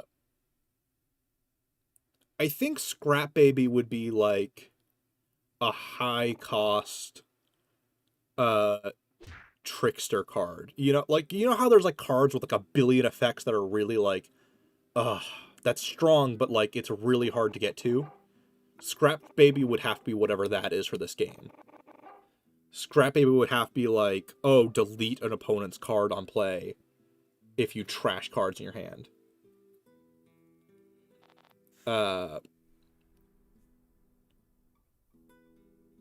I think the baby archetype would be the trash things in hand because of her whole manipulation gimmick.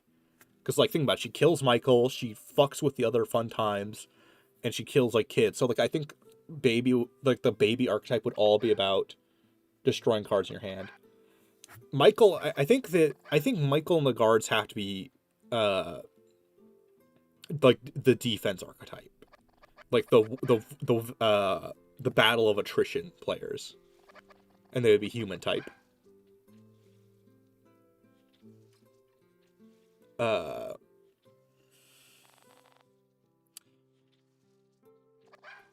uh,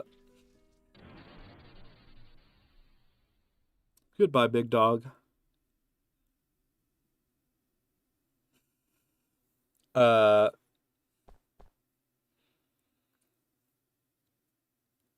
and then some of the cards would have to be like Spirit or Spectre. Yeah, I think one attribute will be the family they're in. So like, uh, normal Bonnie would be rabbit animatronic, and then Chica would be chicken animatronic, but then Susie would be human spirit, but Mike would be human guard. Uh, for example, or like human employee, and Golden Freddy would be like bear spirit. Uh, and Charlie would be humanoid puppet. Uh, and Baby would be humanoid animatronic. And Security Puppet would be humanoid puppet, for example. Like that would be this whole thing. The Phantoms would be Bear Phantom. Or Bear Illusion. And the Nightmares would also be illusion type.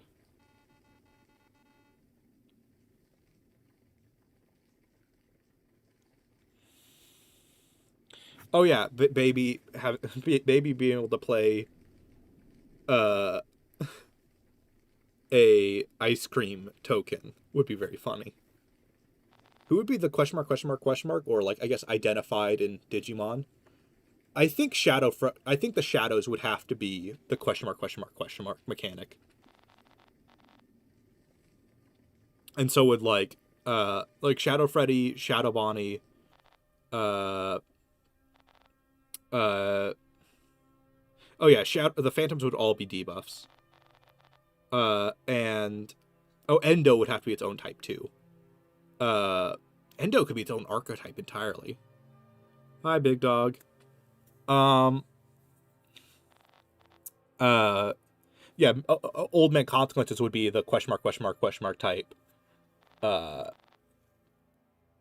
Mangle could be its own type, so Fox Mangle. Or Fox Amalgam, or Amalgam could be its own thing. So there's the Trash Afton Amalgam, there's Blob, there's Mangle, there's the variant of Mangle. Uh,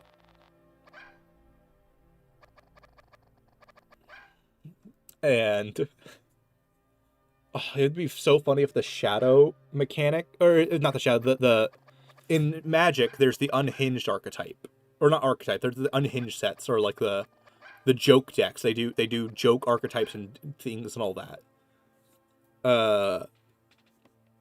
So like that equivalent could be hoax characters or fan game characters. So like Sparky, Candy, Cindy, Blank. I'm thinking of a lot of Candy animatronics. Ignited Freddy and all that. That they could be like the joke expansion. I think Fredbear would just be Bear. I don't think he needs like a separate question mark, question mark, question mark. I think you leave that for the characters who make no fucking sense. Like Shadow Freddy, Shadow Bonnie, Old Man Consequences, and Glitch Bear. I don't even...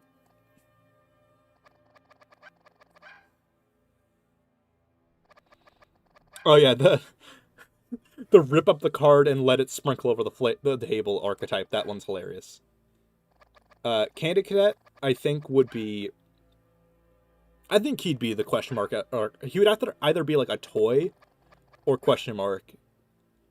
No, Lobit would be Anomaly though. She would be in the Anomaly archetype, like Glitch Trap and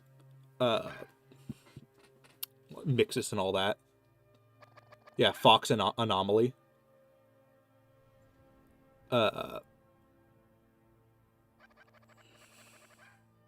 Goodbye, big dog.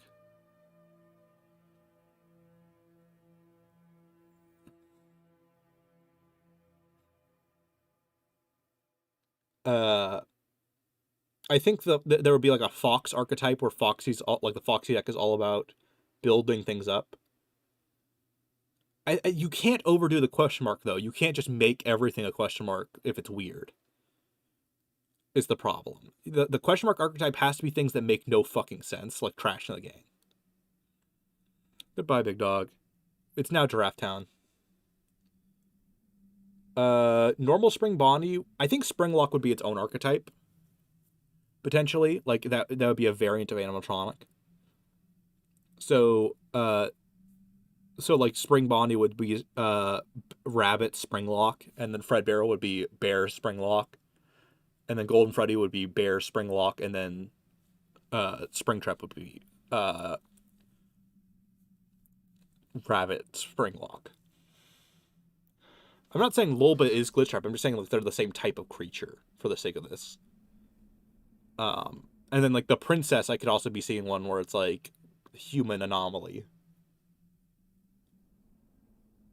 What FNAF characters would you want to see play around a Digimon? Cassidy and William playing Digimon is just so funny in my head. Hippo would be... I mean, he would just be Hippo animatronic. Once again, you can't overplay the silly archetype concept. Giraffe Town.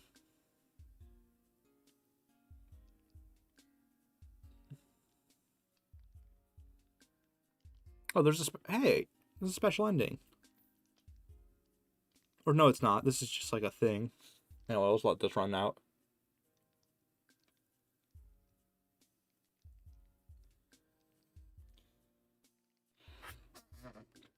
Oh yeah, I could see the Springlock archetype being like a double-sided effect kind of mechanic.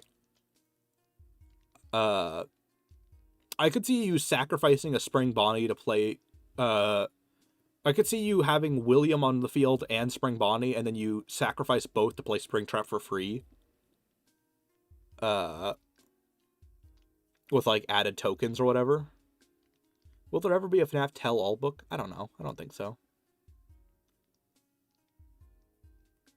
The Mimic would be an equip specialist. He would be like an enchantment archetype. Who would be the onlookers? I think the MCI kids and Charlie. Like, Cassidy fucking playing a yellow deck like a fucking scumbag. But William just like, I need to play Bjelstarmon. I need to trash more cards. If I could just trash more, I can fucking swing again. Oh, yeah, Nightmare might be an archetype, but I think it could also work as an illusion archetype. Like, I think you can just put the net, because, like, fnaf 4 did, or UCN did say, like, this time there's more than illusion fear, and they are effectively illusions. Oh,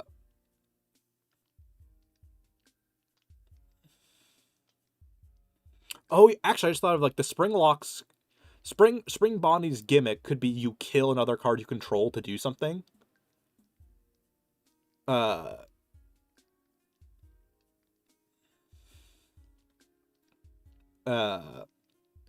you can also have, like, the movie variants of the cards. Like, you could have Golden Freddy Michael Brooks. Because that's like a... I'll pull this up when this ending's done, because we're actually almost to the credits. We're almost through the credits. In Digimon, they have... trying to think. Oh, like a way to explain it.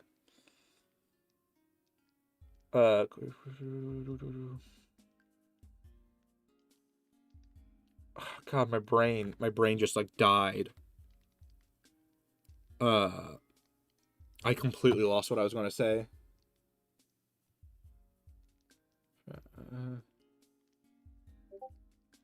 What did I just get added for?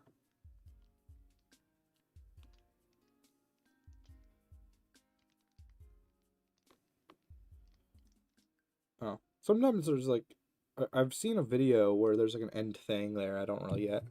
Oh yeah, the movie versions. Oh yeah, the Digimon will have this thing where there's like side text where it's like this specific version. I could see Golden Freddy, Michael Brooks, or like Mike Schmidt movie. JJ would just be human animatronic. Good night, Fancy Beard Thing. Good night, Matthew. Twisted Chica. I think the Twisteds would just be in the night, whatever the Nightmare archetype are, or like the Illusion archetype.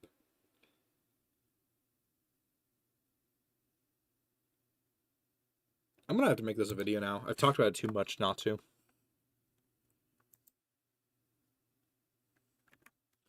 For an example, let me pull this up.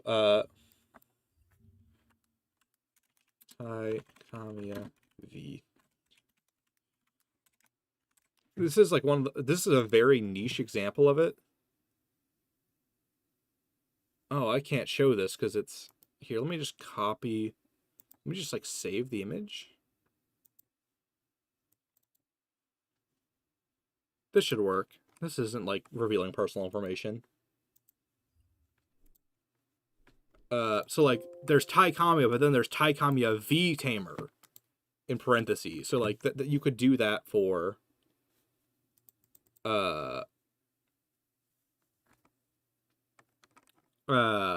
like Mike Schmidt movie or Golden Freddy novel.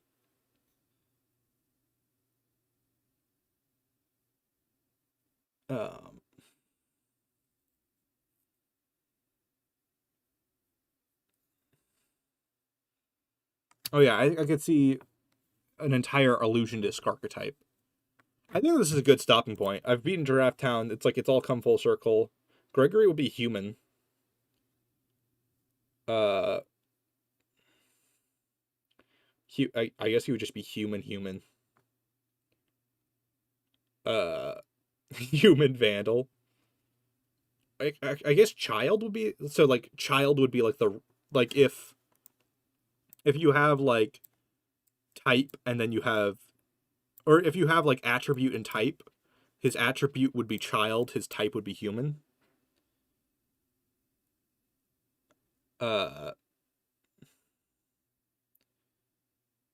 Oh yeah, we could overinflate the TCG if we really tried. I'm gonna make that like I'm gonna start working on that now. Anyway, I think this is a good endpoint for the stream. I've had to go to the bathroom for the last hour, but